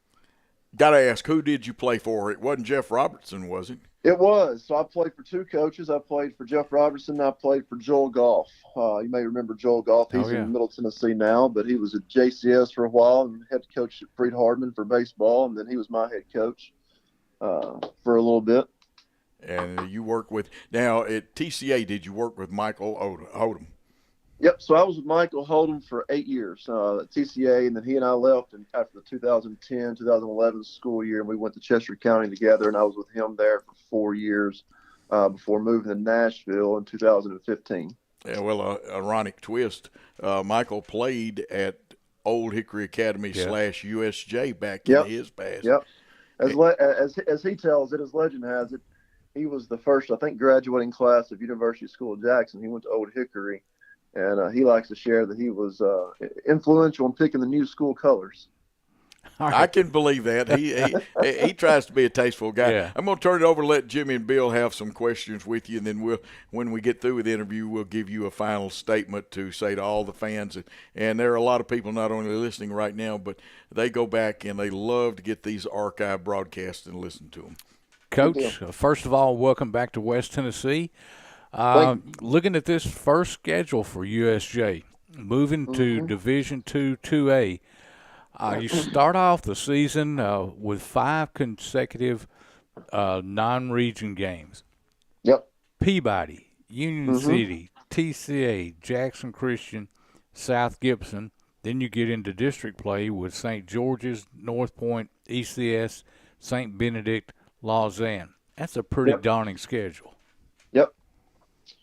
I've been away from West Tennessee for a while, so the familiarity with those non-district games, I've not watched those schools in a long time, but I know Shane Jacobs does a really good job at Trenton Peabody. Nick Markle does a really good job. I actually went to school with Nick Markle.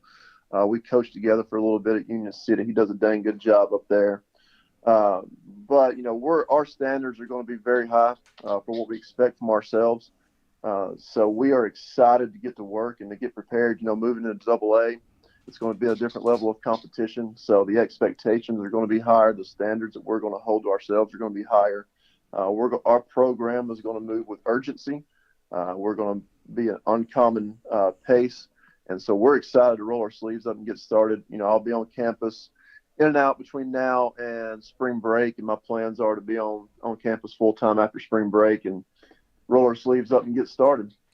Coach, I watched the press conference, and they introduced your lovely wife and children, and you talked about what an integral part they are of your life and will be a part of USJ. I've got to ask you, the challenges that have been brought up. Now, you've got a fellow who happened to in fact, my nephew is Kyle Williams, if you haven't met him, the junior high coach. But and my grandsons play for a team that will face each other, play for Jackson Christian. My question to you is, what actually drew you, because you were one of the leading candidates that people had talked about, what was the deciding factor that drew you to USJ? It was family. We're from West Tennessee. We just had our third child back in November. We actually had our third child the night before we played McCallie in the quarterfinals. So that was not very good planning on our part, but it is what it is.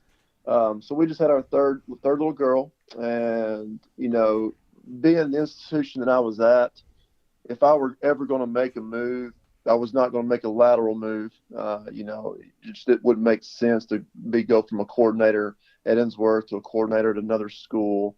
So when you start thinking about, okay, the next step for me and our family is to be a head coach. If that's what we want to do, we could stay at Innsworth for a long time and do what we're doing, and we were very happy there.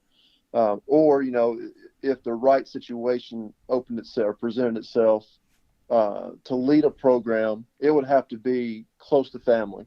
And then when you start looking at the institutions and what you want for your family, my kids are at Innsworth, you start looking at comparable academic institutions and, seamless transition for that.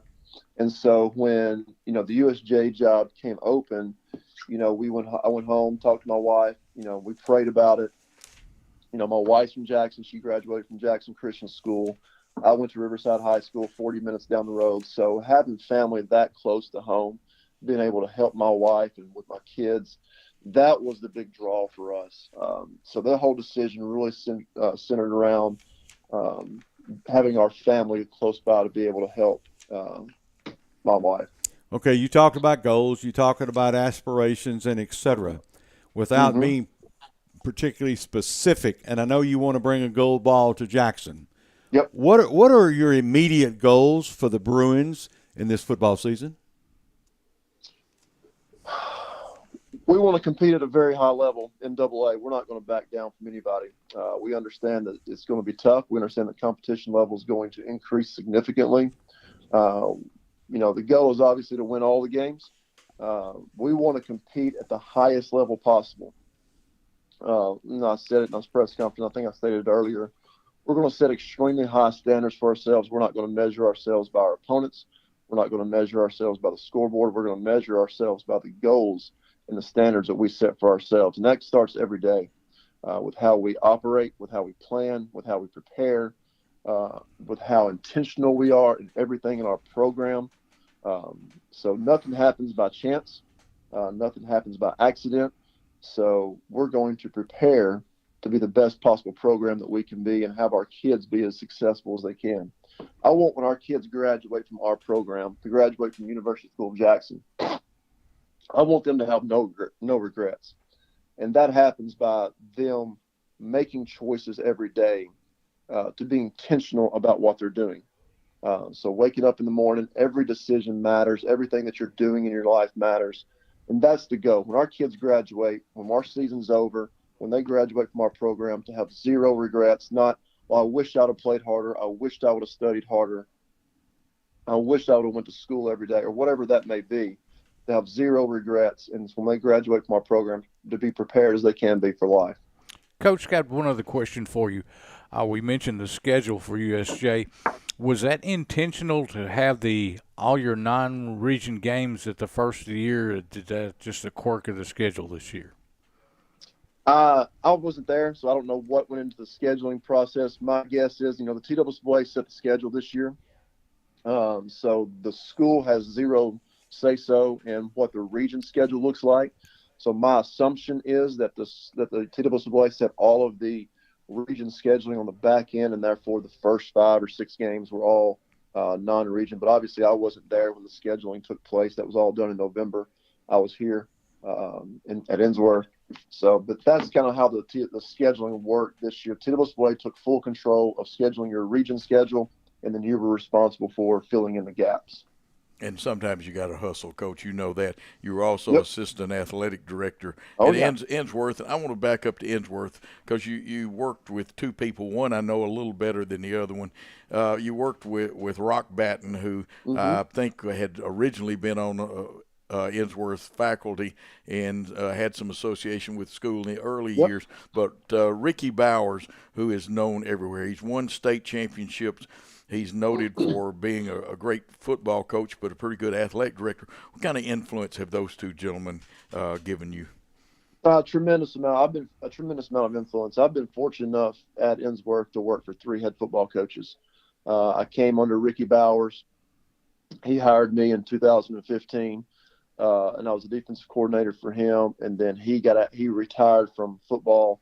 And then Jeremy Garrett was the head coach, who's now, he spent 1 season as our head coach, and then he went on to college, and he's now at Auburn after a short stint in the NFL. He's a defensive line coach at Auburn. And then Rock Batten came in after him. And so I've been fortunate enough to be the defensive coordinator for 3 different head coaches here. All have had tremendous influence on me. But working for a man like Ricky Bowers for the last 8 years and just seeing how he operates in the athletic department, and how he delegates and he believes in his people. I told Mr. Rowe, I said, Ricky Bowers is the king of delegation. If he thinks you can do it, he's going to throw you into it, and he's going to let you have it.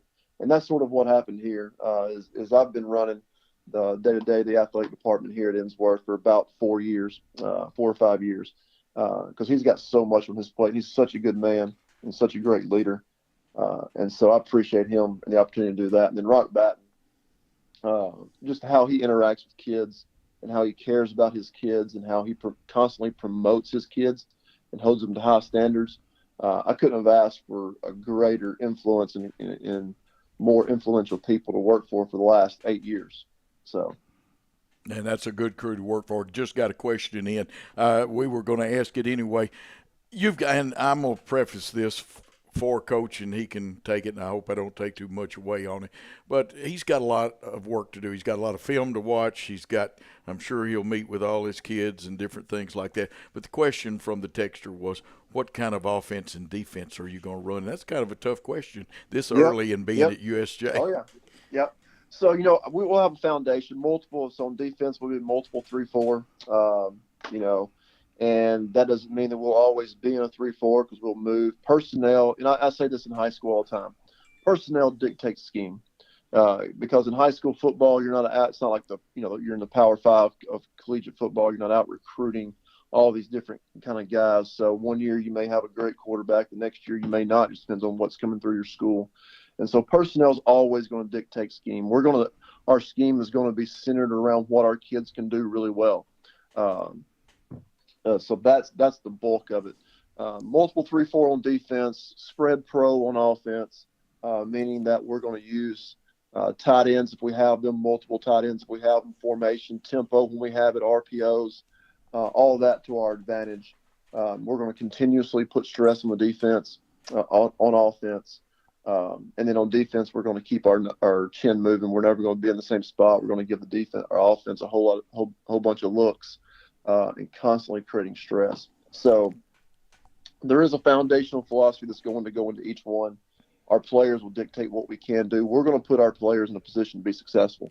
We're not going to ask our players to do what they can't do.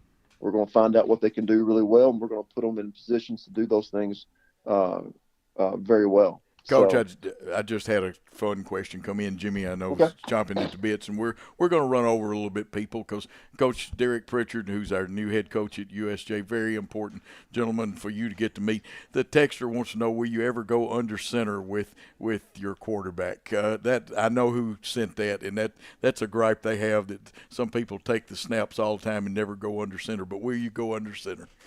Yes. Yes, we will go under center when necessary. We'll be in the gun, so we'll be very balanced on offense. And like I said, our players will dictate what we're doing the majority of the time. But there is value, I think, in going under center. Coach, a little history on your time spent at Lambeth. Mm-hmm. What position did you play, and who was your coach there? Vic Wallace was the head football coach. Jim Glover was the offensive coordinator. Jay Emmons was the defensive coordinator. I played receiver at Lambeth. Played for some good men, good coaches, guys I still have relationships with. Jay Emmons, I think, is at Page High School.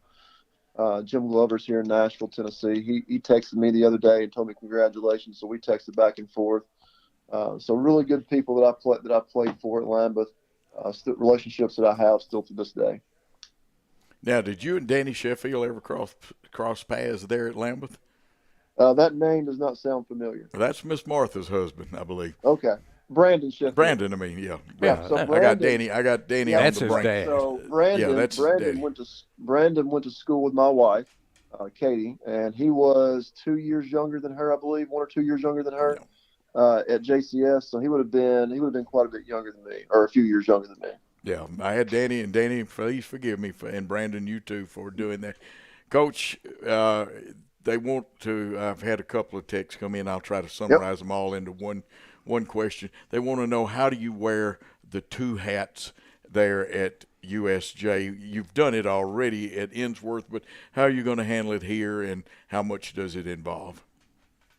It involves a lot. I mean, so there's a lot that goes into it. Obviously, every student athlete that we have, there's no one student athlete or program that's more important than the other. We're going to value every program. We're going to value every student athlete because it is their experience. We want to provide them with the best possible experience while they're under our care. That's the goal. And then obviously you got to balance that with what you're doing as a coach as well. And so there's a lot of hours that go into that. And that was one of the reasons the original question that you asked was, why USJ? Well, that's because of family.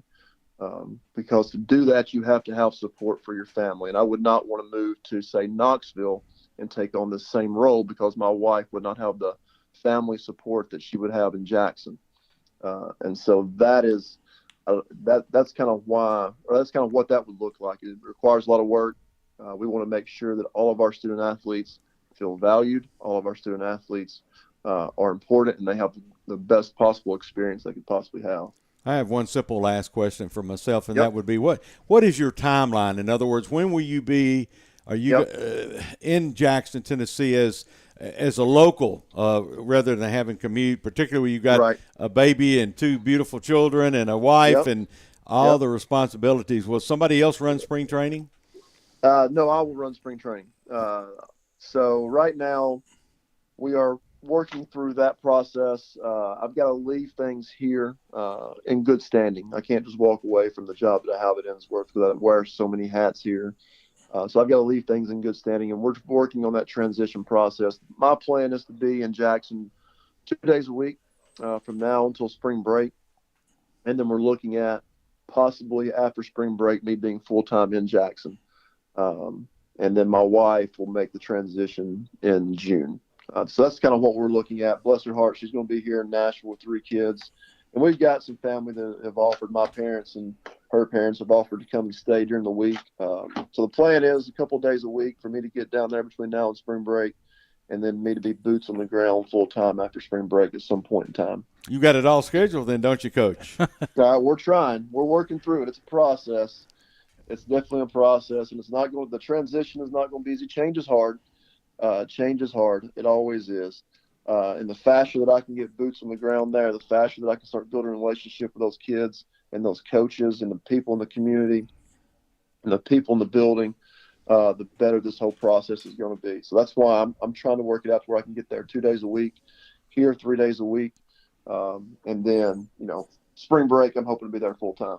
Coach, as far as taking over the athletic director, you look at the tradition at USJ, the number of championships in different sports, that has to be pretty daunting to come into that situation knowing what the standard has always been at USJ.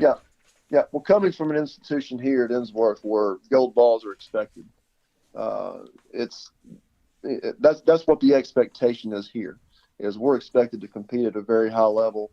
The programs are in place, the procedures are in place. So, I can bring the things that I've learned here, the things that I've been a part of for 8 years, and then incorporate those into what the rich traditions that USJ already has, and then move this thing forward. We're all stewards of programs, right? I'm a steward. So USJ football program has been in great care. There's been great stewards of those programs and those coaches, from Mickey Martin, Rusty Bradley to Michael Strout.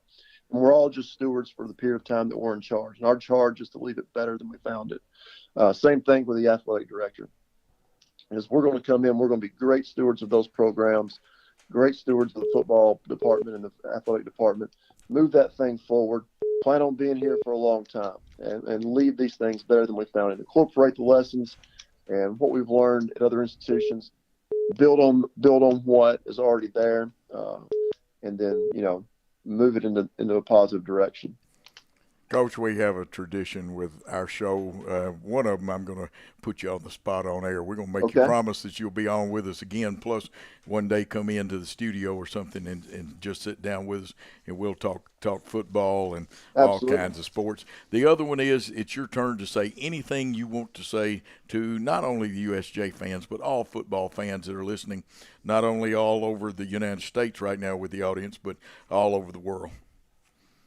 Yeah, we're excited. As I said in my press conference the other day, we are unbelievably excited to be a part of the USJ community. We're extremely blessed to have the opportunity to come home. We want to build an infectious community. We want everybody to want to be a part of what we're doing. And that's not just a football program, that's the athletic department, that's the school. We want to be something that everybody wants to be a part of. And we're going to get this thing rolling. We're going to move it forward. And we can't wait to get boots on the ground and have my family entrenched in that community. We're going to be at every sporting event, every arts department event. So we just can't wait to get there and to get started. Coach, we appreciate it. And like I said, looking forward to the next time we can talk and seeing you. Enjoyed the press conference the other day, and we're glad you're here in Jackson. Thank you so much. Thank you. There he is, Coach Derek Pritchard of the USJ Bruins. We've got to take a time out. When we come back, we'll have more.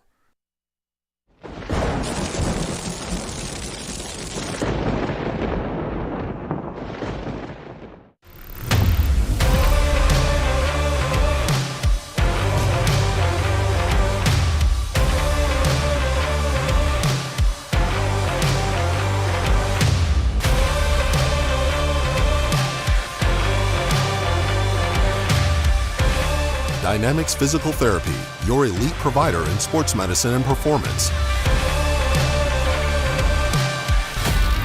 Now serving communities throughout West Tennessee. At Arrington Funeral Directors, we accept all prearranged funerals. So you may have prearranged your funeral in this town with another funeral home or even in another state, but we accept all prearranged funerals because we're here to serve families. Downtown is thriving and the Blacksmith Restaurant is leading the pack. From the rustic dining room to the unmatched patio, eating local with family is what we're about. Live local, eat local, relax local.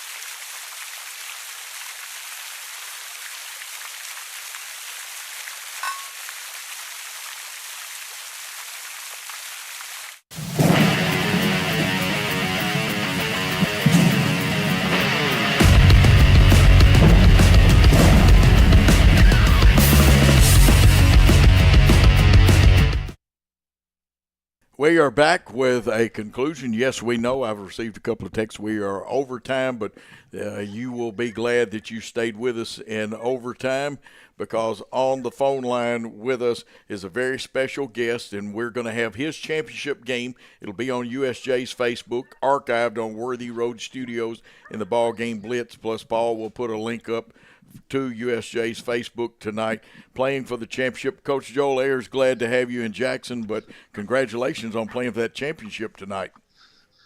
Thanks so much. We excited for our kids and our school community, and it's going to be a lot of fun and be a tough one, but it's this is what you prepare for all year. So proud of our kids. Well, you'll be playing a very tough opponent who you are very familiar with. You are 2-0, and of course, my old coach Terry Oman, he said he didn't like to play a team a third time during the year, but I think things have changed in basketball. But it'll be a tough game, and I know the Lady Bruins are not going to overlook this one tonight. Yeah, I mean, very, very well coached, really good players, got experienced kids that have been there and done that a lot. So on multiple aspects of what you look for on having a great team, they check those boxes. And so, you know, it's going to be a great atmosphere and a tough game, 100% for sure. And the good thing is, you know, every team continues. This is not an end-all night, and you want to challenge yourself as a team, and so I think it's going to be a big challenge for us tonight. Coach, a lot of talk about your daughter that plays on that team, getting a lot of looks for such a young basketball player. Yeah, I mean, you know, that's some of it's fortunate, you know, and people have seen her play and that she's done some good things, and you know, some of it is just, you know, at this early age is relationship building, you know, and you know, they're trying to who might be able to play on that level later down the road, and then nobody knows 100% for sure how you're going to develop and mature over, you know, the next 4 years. So she's worked hard and been very proud of her. There's a lot of basketball left, I hope, in her life, and she has really benefited from the kids that are on our team that have, you know, played well, and we've really tried to instill working hard and making a lot of shots, and this game is a team sport. So, you know, one kid is obviously not going to be able to do anything by themselves. We got to have 5 kids on the floor at all times, and you can't play with 5. You got to have some extras, you know, that are rotating in and out. And so we've been blessed with a lot of good kids around her, and that's been a lot of fun. Let me ask you something. As a father, and I coached my daughters and et cetera, how do you treat your daughter, or do you treat her any differently than the other members of the team? Well, we try to be what we call equal opportunity, which kind of means we're going to try to get on to everybody. But I'm a firm believer that she probably is going to get a little more blunt stuff because we expect her to know a little bit. Maybe she's around us, and so we for sure probably hold her to, you know, a pretty high standard. But in saying that, we do that with all our kids. You know, we're going to challenge you to have a great attitude and a great effort. We're going to challenge you as you grow in your basketball IQ to remember what it is we're trying to do and understand why. I think a lot of times we teach kids a lot of stuff, but there's a lot of times they don't understand why. And our team is no different than anyone else about understanding the why and the process of what we're trying to do. So we try to really hold her to the exact same standard that we hold all these kids to, and try to push all of them. Coach, I know late in the season now, into tournament time, how are you guys? I know everybody has their bumps and bruises this time of the year, but how's your team fared overall health-wise this season? Well, I mean, I think if you looked at it as a whole, you could find something that's nagging on everybody that's going to walk on the floor. But I think everybody is able. We don't have anybody on the IR, I guess you would call it. But we're all going to dress out tonight and be there available for the game. So that's a blessed situation. Joel, got to ask you this, and folks, we're talking Coach Joel Ayers. I've probably known him longer than he's known me. Give the folks a little background where you played your high school ball and who your coaches were, and of course a name that's familiar to a lot of people here and also in Greenfield, Randy Frazier. You got to work with him, and he just retired as superintendent. But give us a little history of Joel. Well, I went to Westview. I went to Martin Westview. I graduated in 1994. Played for Clinton Daly for 1 year, and then I played for a guy named Brian Kelly, which was his father was a coach at Austin Peay University, Lake Kelly, and played my years of high school for him, and went on to college after that. And I actually didn't even have an education degree. I had an ag business degree, and really always wanted to coach and just didn't pull the trigger. So went back later in life and got my teaching certificate, and I got lucky. My buddy J.B. Suter was at Gleason, and he was taking a job back in Martin, kind of where we were both from, and there was an opening there, and I was scheduled to student teach, I think, in Union City. And I got to skip student teaching and earn a paycheck, so I didn't have to work for free. And Randy was kind enough to trust me and put me in that situation. And I coached boys under Pete Angelos my first 2 years. Pete left and took a job somewhere else, and they offered me the boys' job, and there was a possibility of maybe the girls' assistant. And I said, I told Coach Frazier at that point in time, I said, I don't think I'm ready. I don't know you'll ever be ready for whatever life is going to throw at you, but I'm not ready in my knowledge in this. So I was very blessed for the next 3 years to be Randy's assistant. And when Randy took the superintendent's job, I moved over into the head role, and my wife moved back home at that point in time. And we didn't even know each other, but over the next 3 years got to know each other, and we're married 3 years later, and kind of the rest is history as far as that. We moved from Gleason to Dyersburg after being in Gleason about 11 years, and was in Dyersburg for 6 years, and then this is our second year here at USJ. Yeah, and a fun 6 year. Got to ask a fun question that I had thought about, but since Texter asked it, who would win in a one-on-one game between Ashley and your daughter? Oh, no, there's no doubt that neither one of us anymore can move well enough to stay in front of her. We could beat her in a shooting contest if we got to stand still, but I don't think either one of us can move well enough to stay in front of her. Oh, that's a fun thing. I think Jim's got another question for you, Coach. What is the difference in coaching girls basketball and boys basketball? Well, in those days, you would go to the obvious of the strength and the size and the athletic part of being the biggest difference, I guess. But, I think as we all can tell, and the world is evolving, man, women athlete is evolving at the same time, and they are super athletic. They're strong. They're learning to play basketball in a way that boys did before, and we said girls. And this is in my mind, a very easy way to illustrate this is you get called in a girls' games for walks and travels and some types of athletic movement, and a boy does it and nobody blinks an eye. And girls are starting to learn that and be more athletic, and their skill level is going up. Now, the fundamental part of it is a different than the skill part for me, because I think sometimes we're not as fundamental as we used to be, pivoting and passing and those type things. But skill level and the athletic level between the girls' game and the guys' game was different then, but I think that gap is narrowed. And so it's one way that it used to be a lot different, and I think that is, and I still think girls probably run more sets fundamentally than boys do at times. There's probably more just go play with the boys' game, but that's not always the case. Joel, you are right. I've got to jump in on that one a little bit with you. The girls' game, the girls in the old days when Randy first started coaching and I started coaching for him, they only got like 6 periods to practice in, or they had to come in at first period. You were pretty well relegated to running 60-minute practices unless your kids wanted to come in at 6:30 or 7 o'clock in the morning.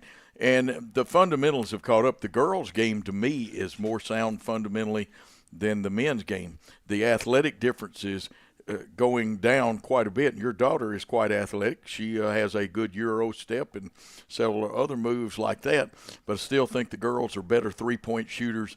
And my biggest difference was I think the psychology of coaching girls basketball is a little different than the psychology of coaching boys basketball. Yeah, they always used to say a girl needs to feel good to play good, and a boy needs to play good to feel good, I think, type deal. And I think there's probably some truth to that, but I still think that people are resilient, kids in general. And I think if people are willing to put themselves in hard situations and know that I just got to struggle my way through this, man, I think anybody and everybody can grow in areas where people are going to stereotype and say you shouldn't be able to do that. And that is as big for girls athletics on any level. I'm a firm believer that girls can do whatever they need to do. It's just the fact of put them in those situations and support them and push them, and they'll be very successful. Who's the most nervous person during the afternoon prior to a game tonight?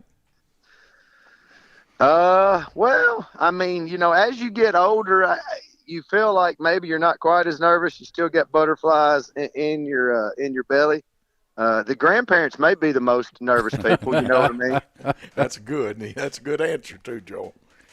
Yeah. Joel, got to ask you about this, and I was kind of stretching. I get texts about what I'm doing on camera because I'm a mover and a shaker.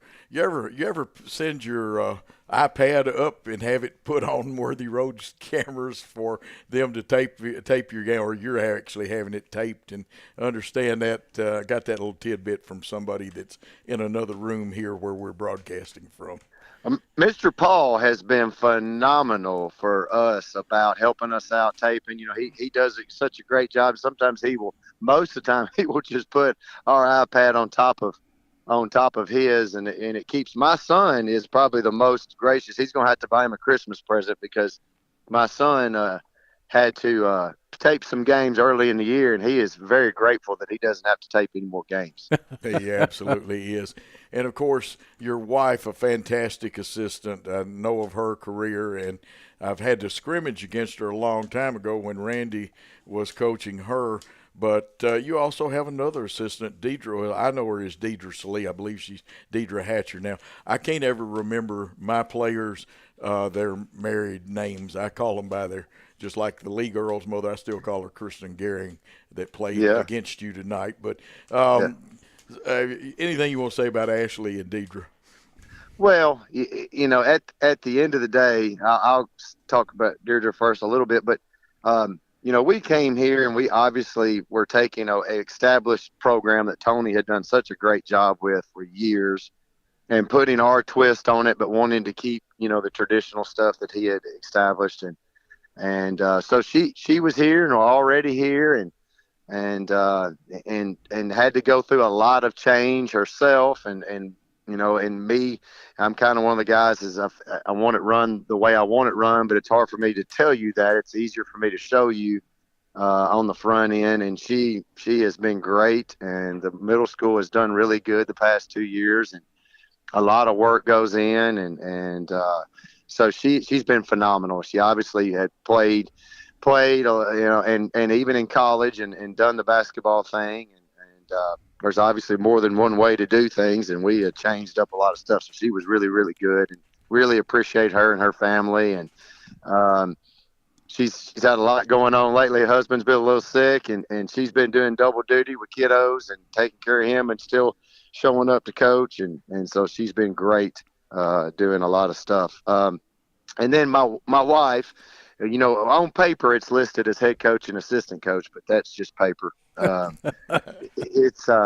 It's just a joint effort, and we do a pretty good job of leaving it at the gym and going home and trying to be mom and dad and hang out and have fun, and still trying to push our kids and in multiple ways, and doing a lot of different stuff as far as other sports and other ones playing, and doing stuff. So Ash's basketball knowledge is great, but her motivational stuff as far as being there for kids and talking to kids and showing them and saying, yeah, I get it, I've been there, done that, is even far above the basketball part. So doing a great job.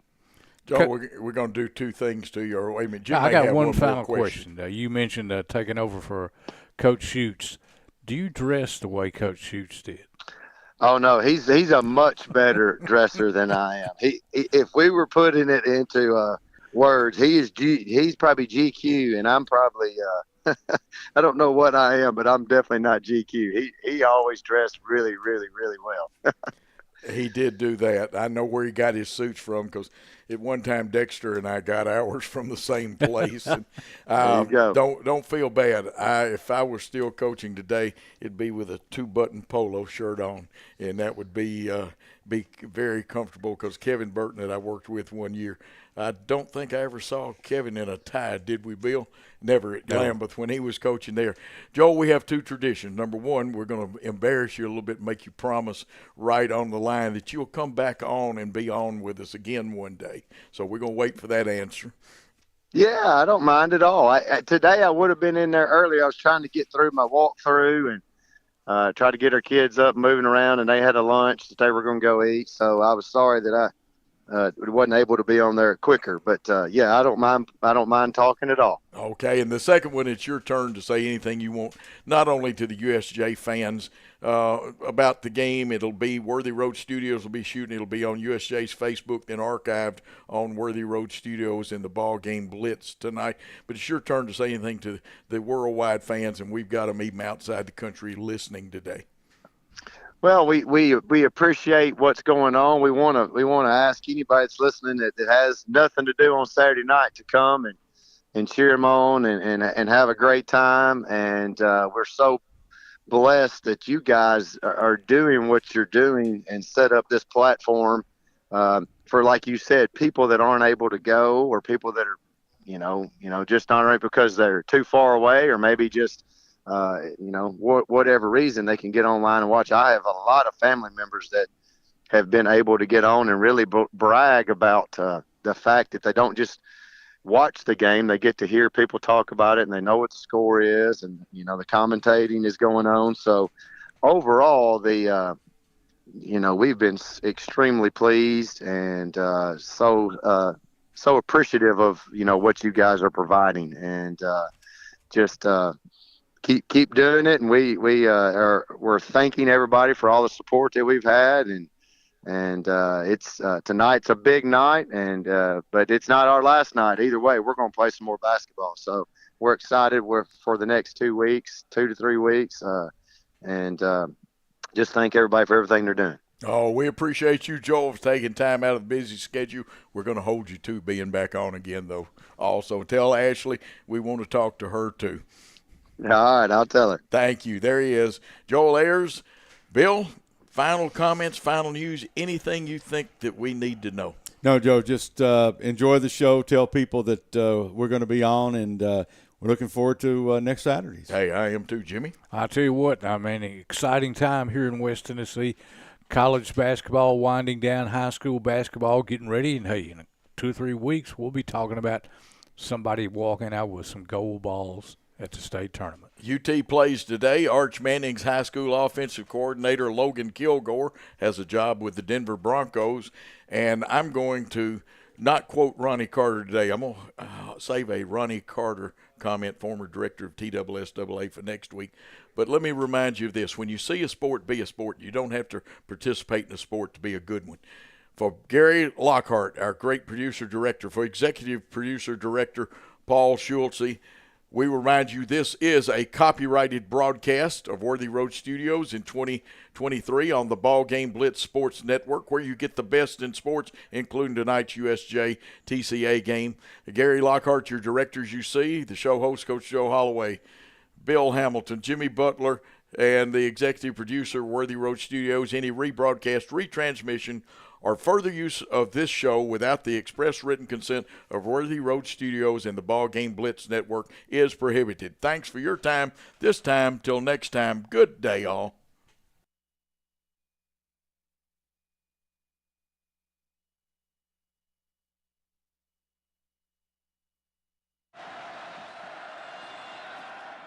On the ground again, missed tackles, a hop and a skip, and a touchdown, Davis!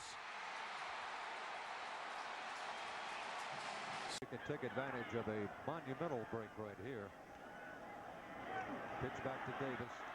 Davis running hard, still running hard. Down to the 20 and to the 19-yard line. Again, leap